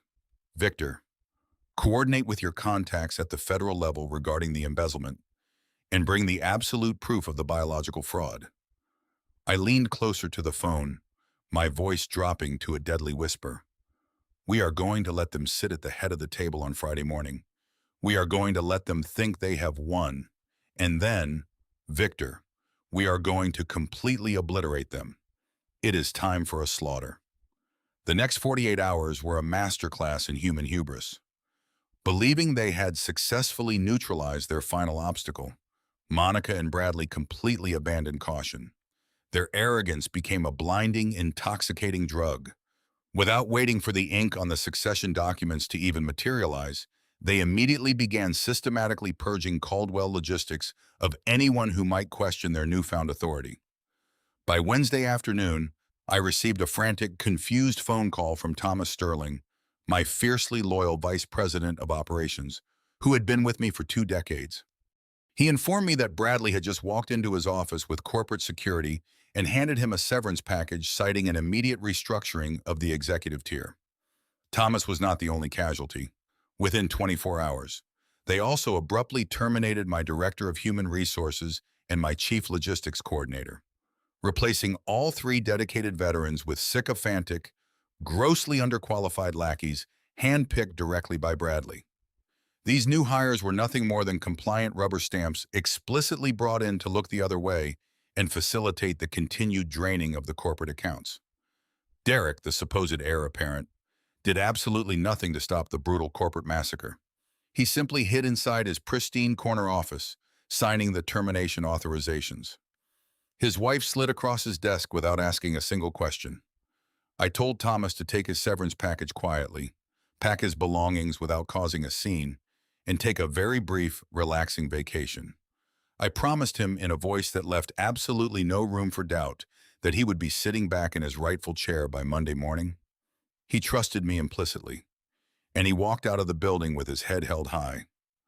I spent Thursday morning wandering the halls of my own company like an invisible ghost, playing the sad role of the departing melancholic founder, paying his final respects to his life work.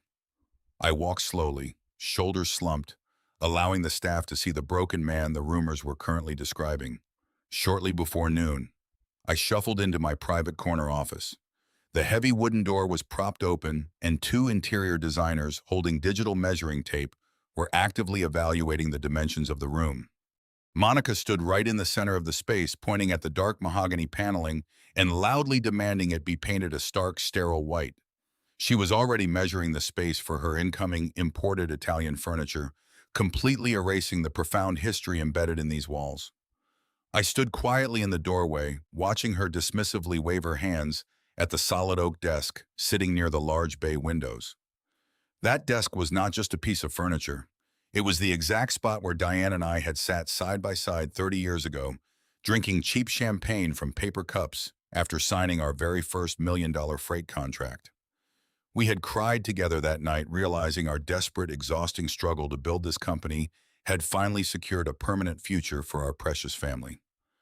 Monica looked at me standing in the doorway, offering a brief, patronizing smile.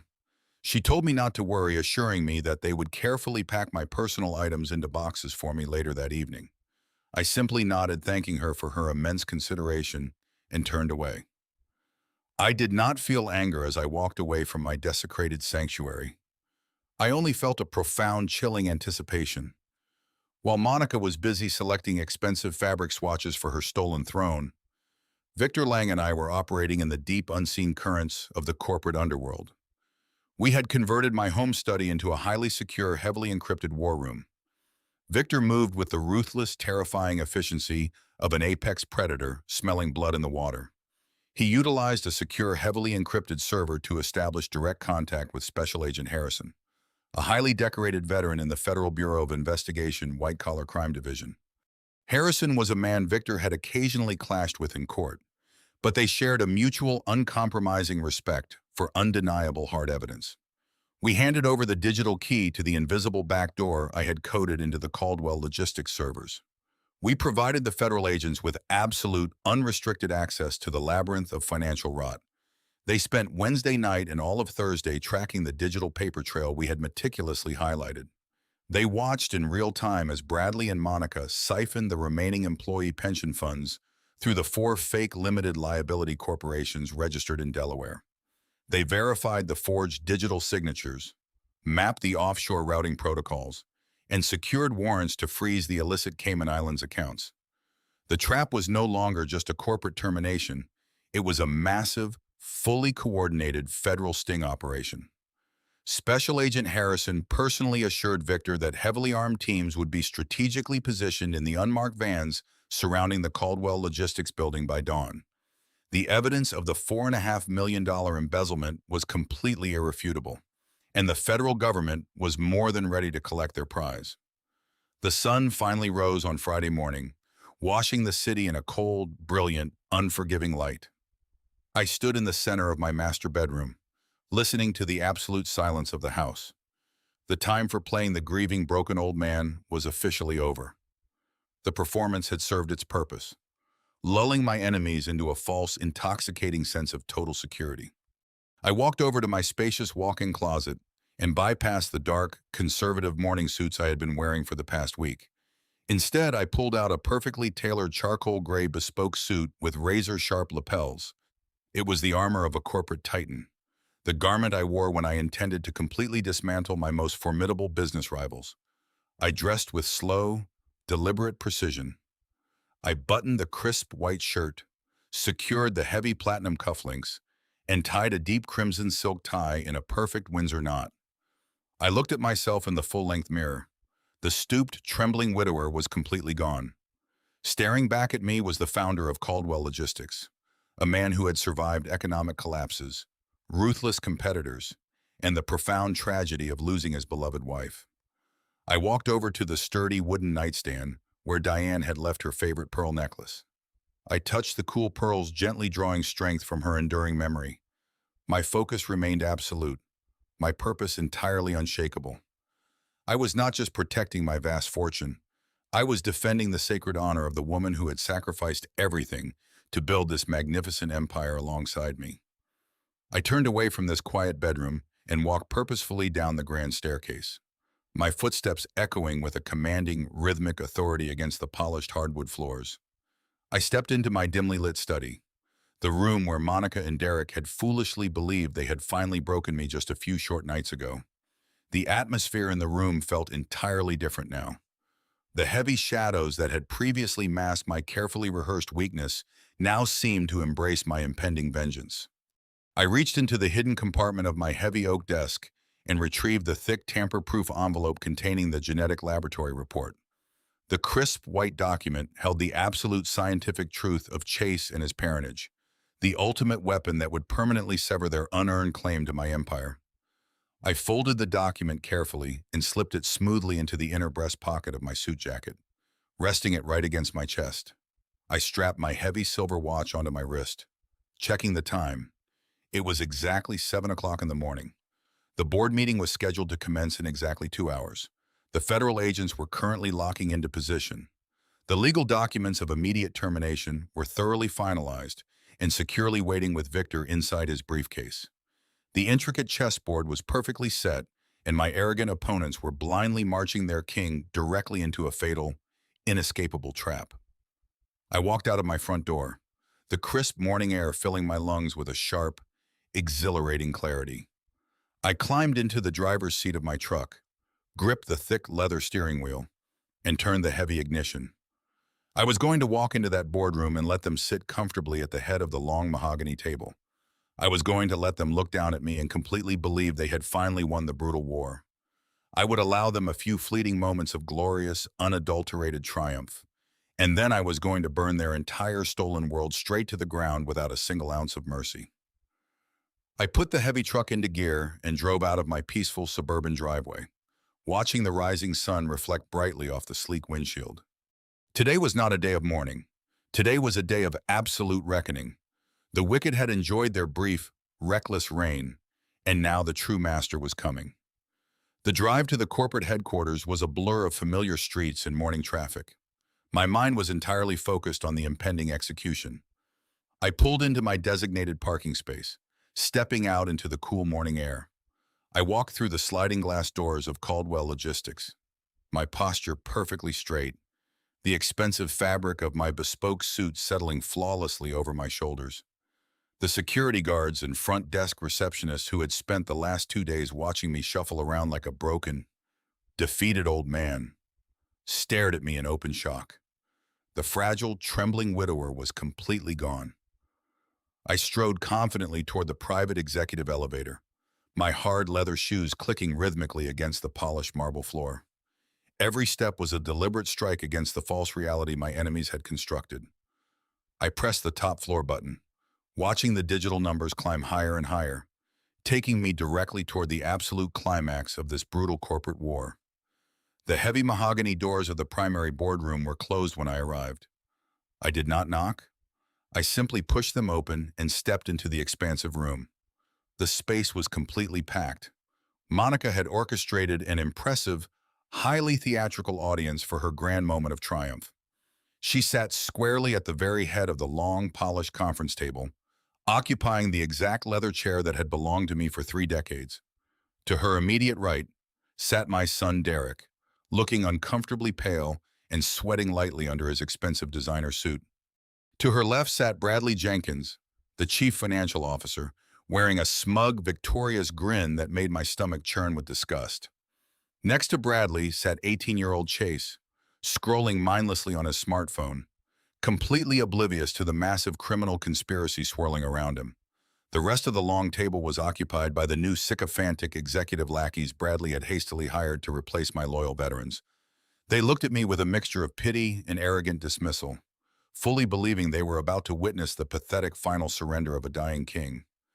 I walked slowly toward the only empty chair remaining at the far opposite end of the massive table. I did not break eye contact with Monica. I took my seat, resting my hands flat against the cool, polished wood. The room fell completely silent. The only sound was the faint, rhythmic ticking of the antique grandfather clock standing in the corner. Monica leaned forward, interlacing her manicured fingers and resting her elbows directly on the table. She was absolutely radiating with greedy, unadulterated triumph. She motioned to one of the new executives who quickly scrambled to push a thick, heavy manila folder down the length of the table. The folder slid smoothly across the polished mahogany, coming to a gentle stop directly in front of me. Sitting right on top of the legal paperwork was an incredibly expensive, heavy gold pen. "This is the final emergency handover and succession agreement," Monica stated, her voice echoing loudly in the quiet boardroom. Her tone was sharp, commanding, and entirely devoid of the fake sugary sympathy she had utilized in my study just a few nights ago. "The transition of executive power has already been fully approved by the new board members present in this room today. We have streamlined the legal process to ensure a rapid, seamless transfer of all corporate assets and operational authority. Sam, into the family trust.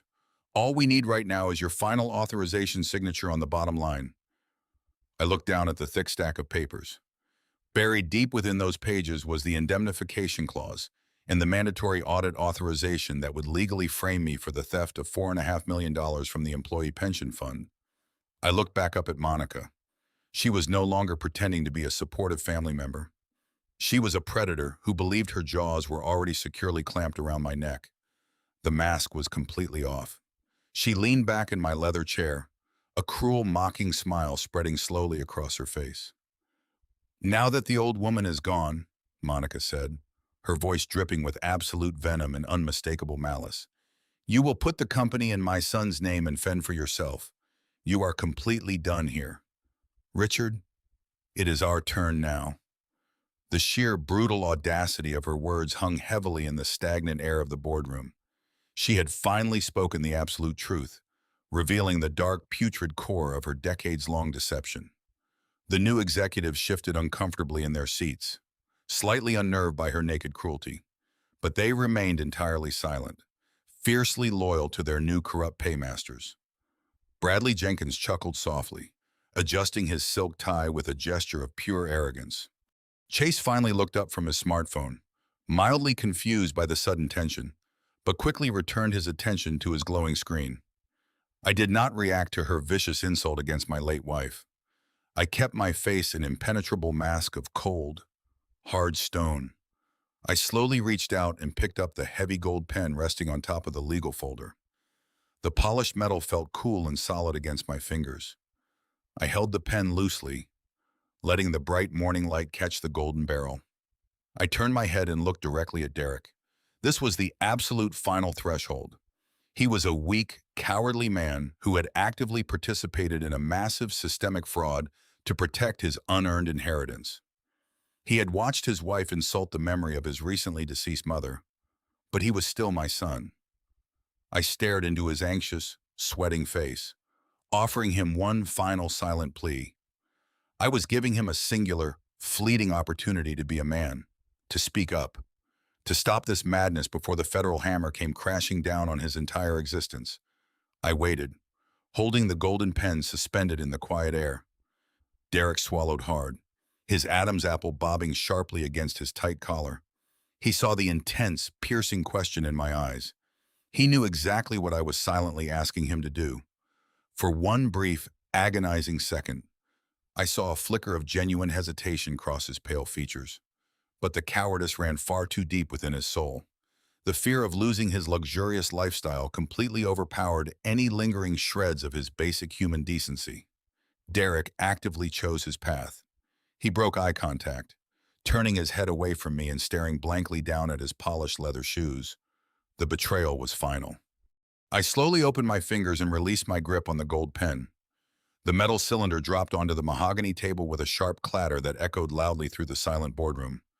I leaned back comfortably in my chair, folding my hands together in my lap.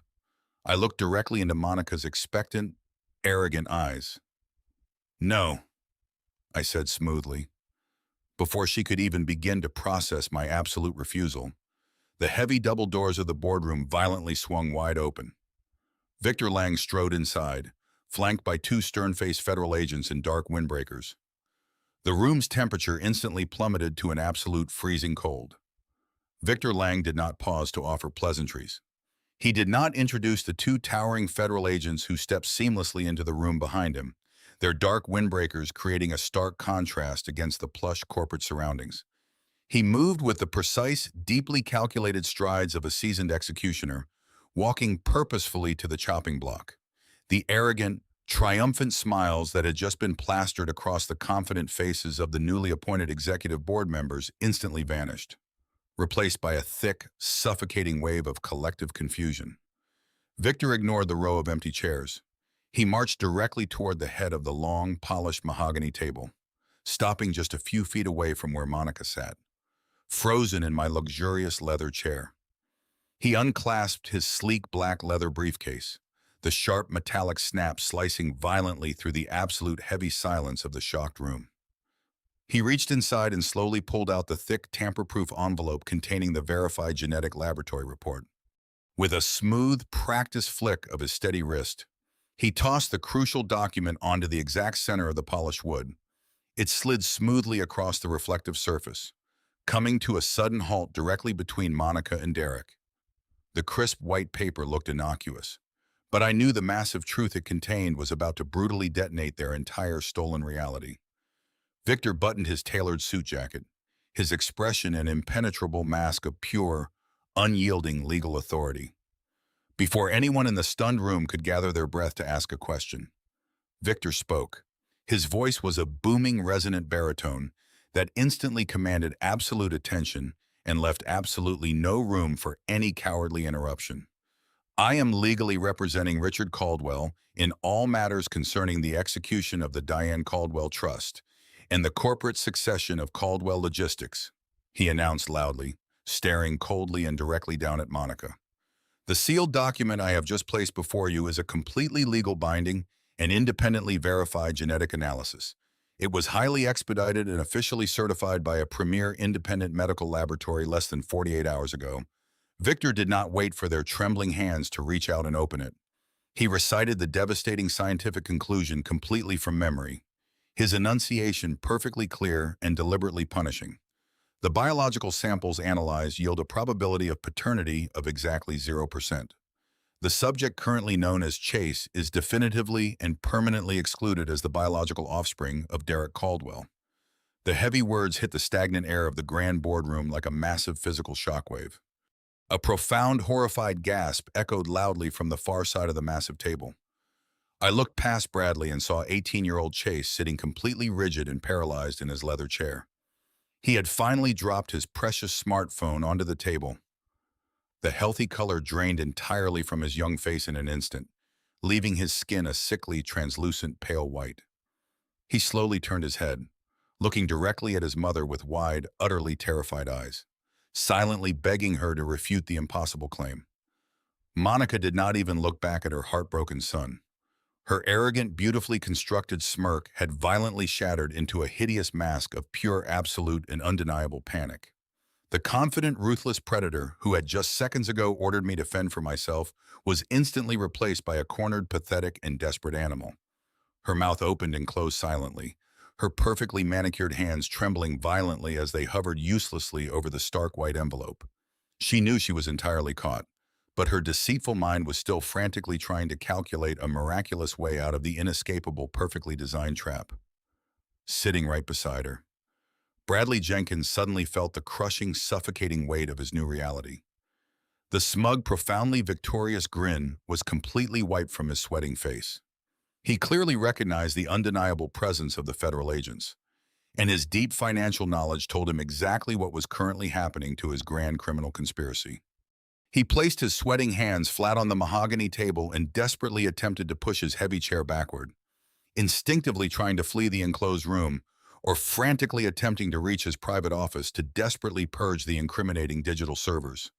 He barely made it halfway to his shaking feet before one of the towering federal agents moved with absolutely terrifying speed. The agent stepped forward instantly and placed a massive, incredibly heavy hand firmly down onto Bradley's expensive shoulder, forcing the corrupt chief financial officer aggressively and painfully back into his leather seat.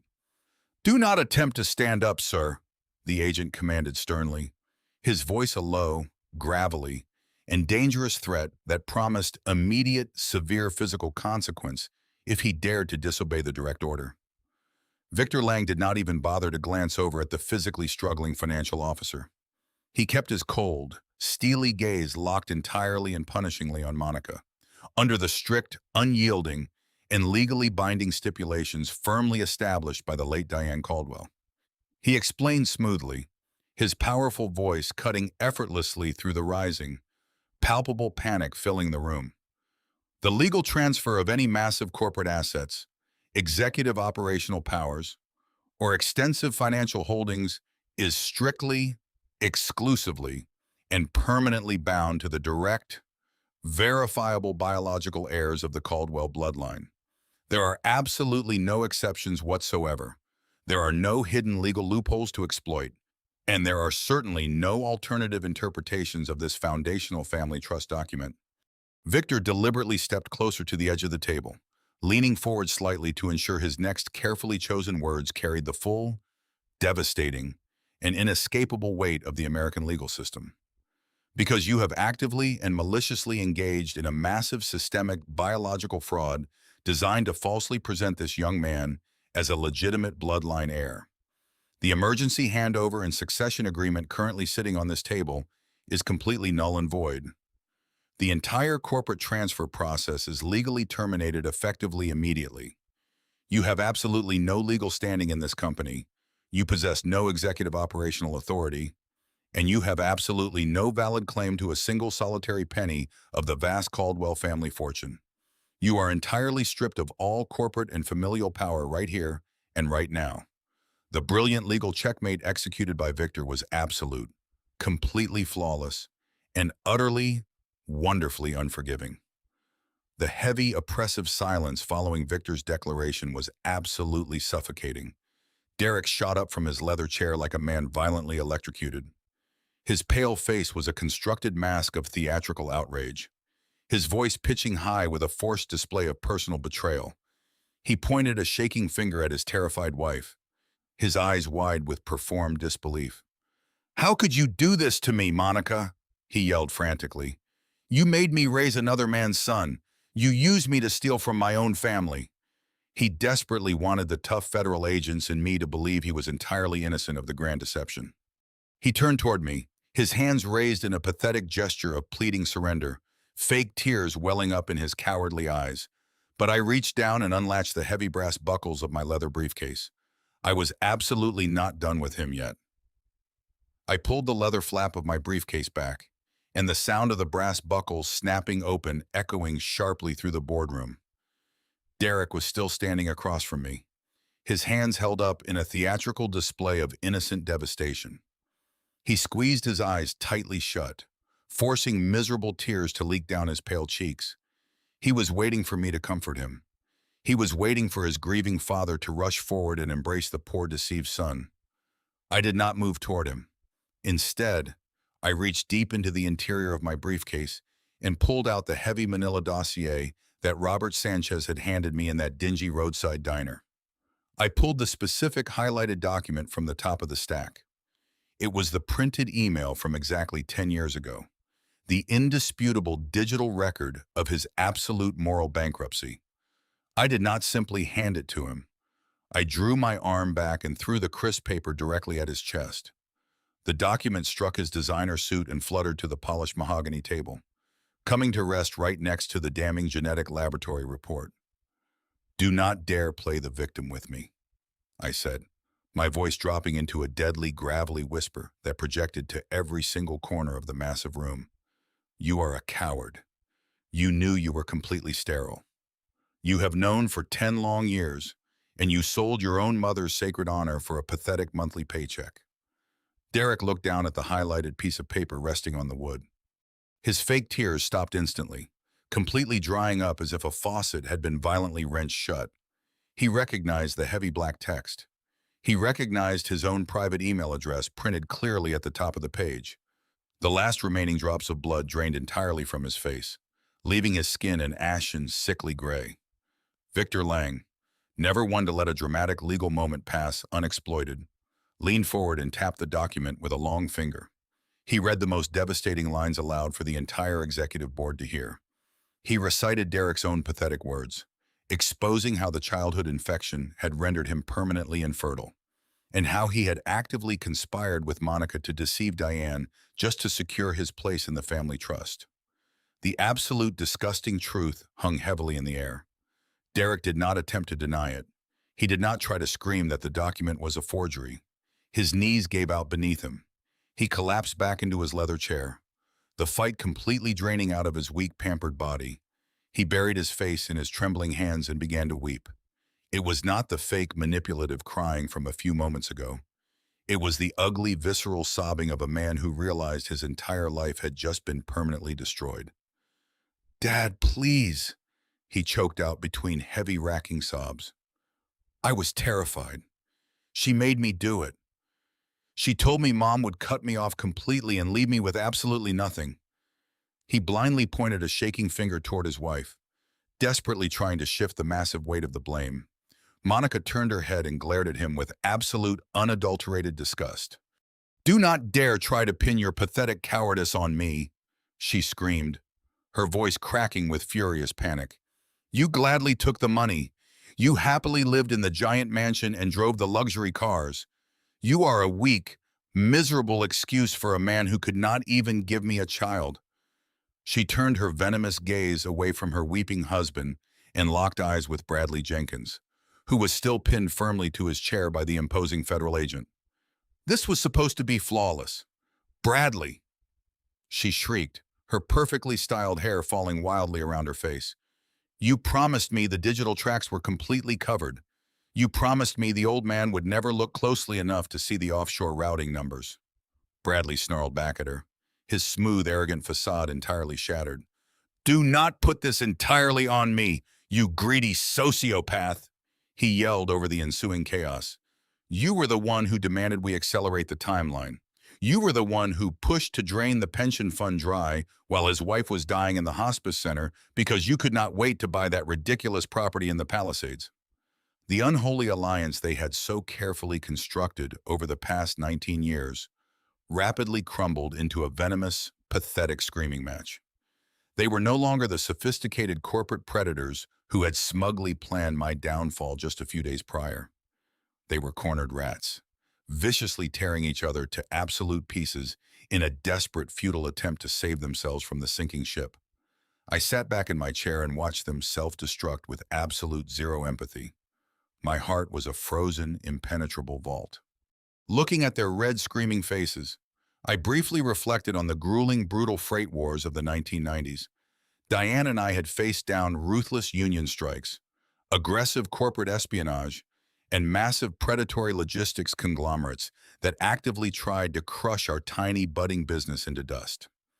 We had survived countless sleepless nights navigating incredibly dangerous financial waters, armed with nothing but raw grit and unbreakable loyalty to one another. I had stared down heavily armed hijackers trying to steal our cargo trucks on dark, lonely interstate highways. I had fought tooth and nail for every single dollar in my bank account. These weak, pampered vultures never truly stood a single chance against a real predator. They thought corporate warfare was about wearing expensive suits and forging digital signatures from the safety of an air-conditioned corner office. They vastly underestimated the profound, dangerous resilience of a man who had actually bled to build the ground they were currently standing on. The screaming in the boardroom reached a fever pitch. Derek was sobbing uncontrollably into his hands. Monica was hysterically attempting to hurl a glass pitcher at Bradley, who was loudly demanding legal representation while cursing her name. The newly appointed executive board members, the very people Bradley hired 2 days ago to act as compliant rubber stamps for their embezzlement scheme, sat frozen in total stunned silence. They watched their brief, lucrative careers evaporate before their eyes. 18-year-old Chase simply stared at the chaotic scene, his mouth hanging open as he slowly realized his entire identity, his immense wealth, and his family history were nothing more than a highly calculated illusion. I did not feel a single ounce of pity for any of them. The destruction of their carefully built lie was a necessary cleansing. I looked toward the head of the table and gave a single nod. The federal agents stepped forward, their handcuffs gleaming brightly in the light. Bradley Jenkins, Monica Caldwell, the lead agent announced, his commanding voice silencing the entire room. You are under arrest for federal wire fraud and the criminal embezzlement of $4.5 million from the Caldwell Logistics Employee Pension Fund. You have the right to remain completely silent. The harsh metallic clicking of heavy steel handcuffs ratcheting closed echoed with sharp finality, seeing through the vast boardroom. The sound cut through the lingering chaos, bringing a sudden terrifying reality to the arrogant predators who had planned my demise. Monica did not surrender quietly. As the federal agent secured her wrist behind her back, she began to thrash violently against his grip. Her tailored designer suit wrinkled and twisted as she kicked her expensive heels wildly against the thick carpeting. Her composure was gone, replaced by the hysterical flailing of a spoiled child denied her ultimate prize. You cannot do this to me, she screamed, her voice shrill and piercing. I dedicated almost 20 years to this family. I managed your pathetic son. I gave you the illusion of a perfect legacy. I deserve half of this company. You owe me, Richard. You owe me everything. I watched her performance with absolute unblinking detachment. The federal agents ignored her venomous demands as they dragged her toward the double doors. Bradley Jenkins offered no physical resistance. The overwhelming weight of the federal indictment had crushed whatever arrogance he possessed. He hung his head low, his face pale white, his silk tie hanging crookedly. He walked out in humiliating silence. A defeated man who understood his fraud had just cost him his life. The mahogany doors swung shut, cutting off Monica's fading screams. The sudden absence of their aggressive voices left a suffocating stillness. The newly appointed executive board members quietly gathered their briefcases and scrambled out the side doors. I did not bother to stop them. They were merely symptoms, and I was focused on excising the root. I slowly turned my gaze back toward the head of the long table. Derek remained slumped in his chair, his hands covering his face, his shoulders shaking with quiet, pathetic sobs. He had watched his wife being dragged away and had done nothing to defend her or himself. I reached into my briefcase one final time. I pulled out a single sheet of legal paper embossed with the official seal of Victor Lang's law firm. I walked down the length of the polished table, the rhythmic clicking of my shoes echoing loudly in the empty space. I stopped directly beside Derek's chair. I did not place a comforting hand on his shoulder. I dropped the piece of paper onto his lap. Derek lowered his hands, looking down at the document through tear-filled eyes. He read the bold header, his breath catching painfully. It was a legally binding eviction notice. "You have exactly 24 hours to clear your belongings out of the house I bought for you," I stated, my voice devoid of any paternal warmth. "You will leave the keys on the counter, and you will never set foot on that property again." Clear's throat. "Furthermore, your employment at Caldwell Logistics is permanently terminated. You are stripped of your corporate title, your salary, and all associated benefits." Derek looked up, his eyes wide with desperate terror. "Dad, please," he whimpered, clasping his trembling hands together. "Where am I supposed to go? How am I supposed to survive? I have nothing left." "You made your choice 10 years ago when you decided to sell your mother's honor to protect a fraudulent inheritance," I replied, my tone as unforgiving as solid granite. "You willingly participated in a deception because you were too weak to build a life of your own. Victor has executed the legal amendments to the trust. You are completely and permanently disinherited. You will not receive a single penny from my estate. You are fired. You are evicted. And as far as I am concerned, you are nothing to me. Do not ever attempt to contact me again." Derek buried his face into his hands, weeping openly, broken by the severity of his punishment. I stepped away from him, feeling no desire to witness the remnants of a man who squandered every advantage he had ever been given. I turned my attention to the far side of the table. 18-year-old Chase was still sitting there, frozen in shock. He looked incredibly young, vulnerable, and entirely lost. His vast inheritance and family history had just been brutally ripped away from him. He looked up at me, his eyes filled with a heartbreaking mixture of fear and confusion. He was a product of deception, but he was also an unwitting victim of their monumental sins. I looked at the boy I had spent 18 years treating as my own flesh and blood. I did not hate him, but I could not look at him without seeing the 19 years of lies his existence represented. He was not my blood, and he was not my legacy. I walked over and stood a few feet away from him. "Listen to me carefully. Chase," I said, keeping my voice firm but slightly softer than the tone I had used with Derek. "You are not responsible for the crimes your mother and biological father committed. You did not ask to be born into this massive deception. However, you are no longer a part of the Caldwell family, and you are no longer entitled to the privileges that name carries. You will have to learn how to navigate the real world without a safety net." The boy nodded slowly, swallowing hard, overwhelmed by the harsh reality crashing down upon him. "I will not leave you entirely destitute on the streets today," I continued, maintaining a respectful boundary. "I will fully cover your college tuition and your basic living expenses for exactly 1 year. That will give you 12 months to find a part-time job, secure student loans, and figure out your own path forward. Use that time wisely to find your footing, because after those 12 months expire, you are completely on your own. Do you understand?" Chase nodded again, a single tear slipping down his pale cheek. I understand, sir, he whispered quietly. Thank you. I watched Chase stand up, his movements stiff and uncertain. He slowly gathered his backpack and walked silently out of the boardroom, leaving behind the immense wealth he had always believed was his birthright. Derek followed shortly after, staggering blindly toward the exit without offering a single word of protest. A broken man walking out into a harsh world he was unprepared to face. The mahogany doors swung shut, sealing the massive room in profound silence. I stood alone near the head of the polished table. The overwhelming chaos of the morning had completely evaporated, leaving behind a sharp ringing stillness. I looked around the expansive boardroom, the nerve center of the empire I had built with my bare hands. Victor Lang stepped quietly out of the shadows, his sleek black leather briefcase securely clasped at his side. He approached me with slow, respectful steps. "It is done, Richard," Victor said quietly, his voice a steady grounding presence in the quiet room. "The malignant cancer has been surgically cut out of your company." I took a deep breath, feeling the suffocating weight of the past 19 years finally lift from my shoulders. "Yes, Victor, the cancer is finally gone," I replied, my voice steady and resolute, as I prepared to face the future. "But the empire still needs to be rebuilt." 6 months passed since the storm tore through the polished halls of Caldwell Logistics.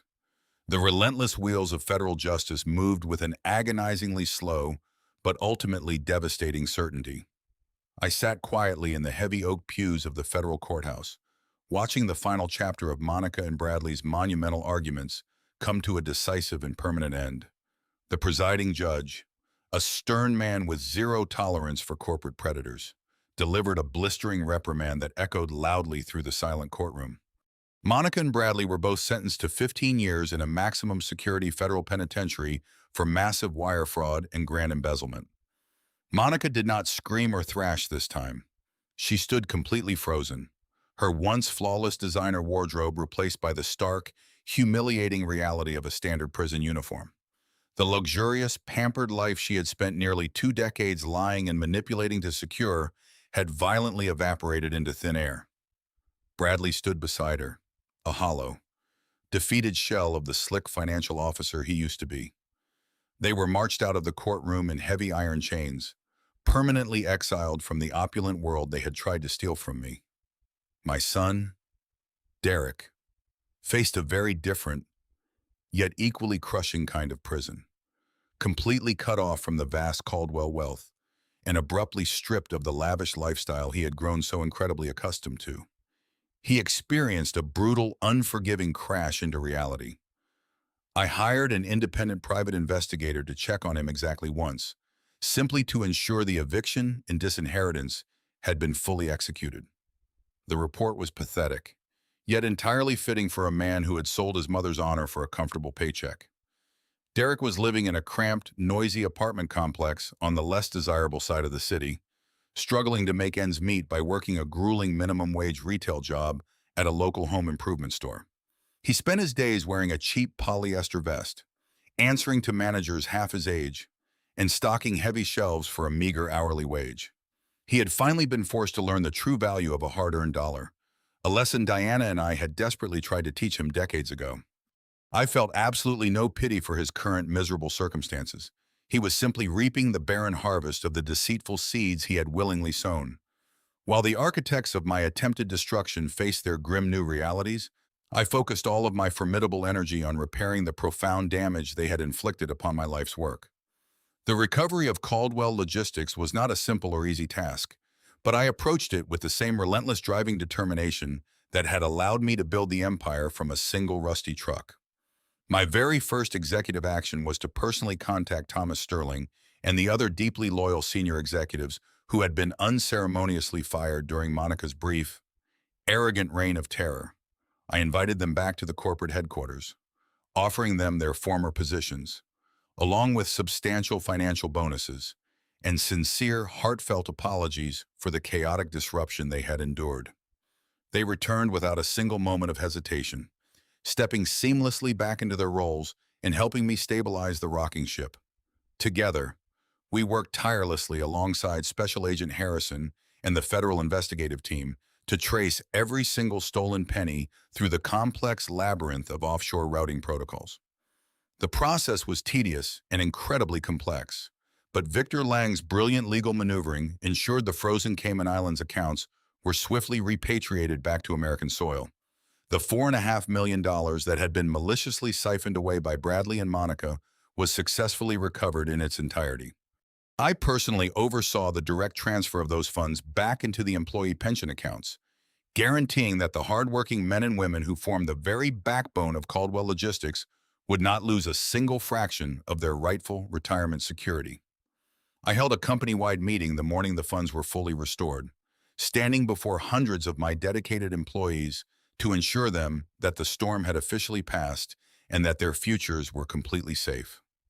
Looking out at the sea of relieved faces, I felt the heavy, suffocating darkness of the past 6 months finally begin to lift from my weary shoulders.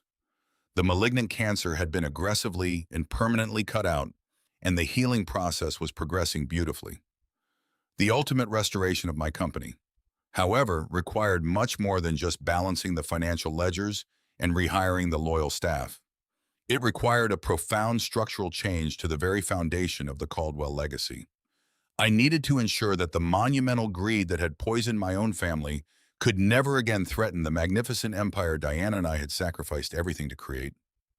On a crisp, beautifully clear Tuesday morning, I rode the private elevator up to the roof of the Caldwell Logistics headquarters. The expansive rooftop offered a breathtaking panoramic view of the sprawling city skyline, a vibrant, bustling metropolis that my delivery trucks navigated every single day.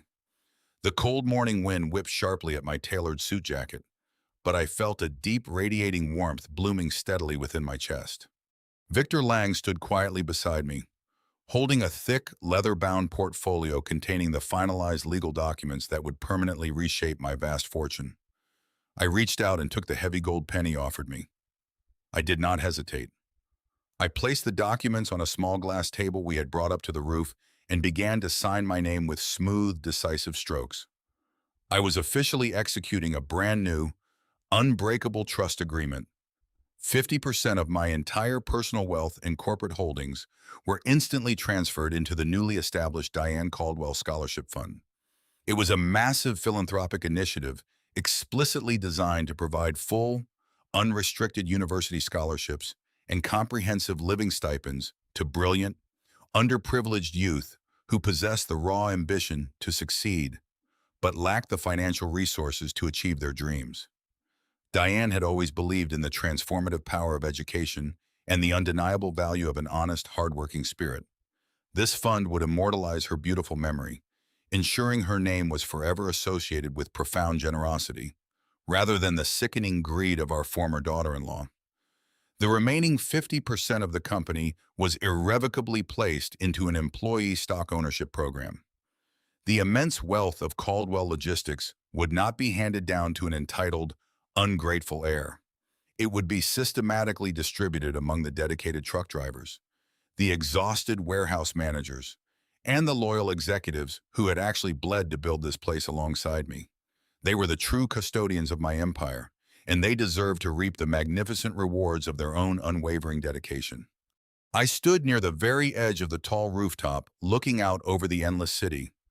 Family is not defined by blood, and it certainly is not defined by a simple marriage certificate.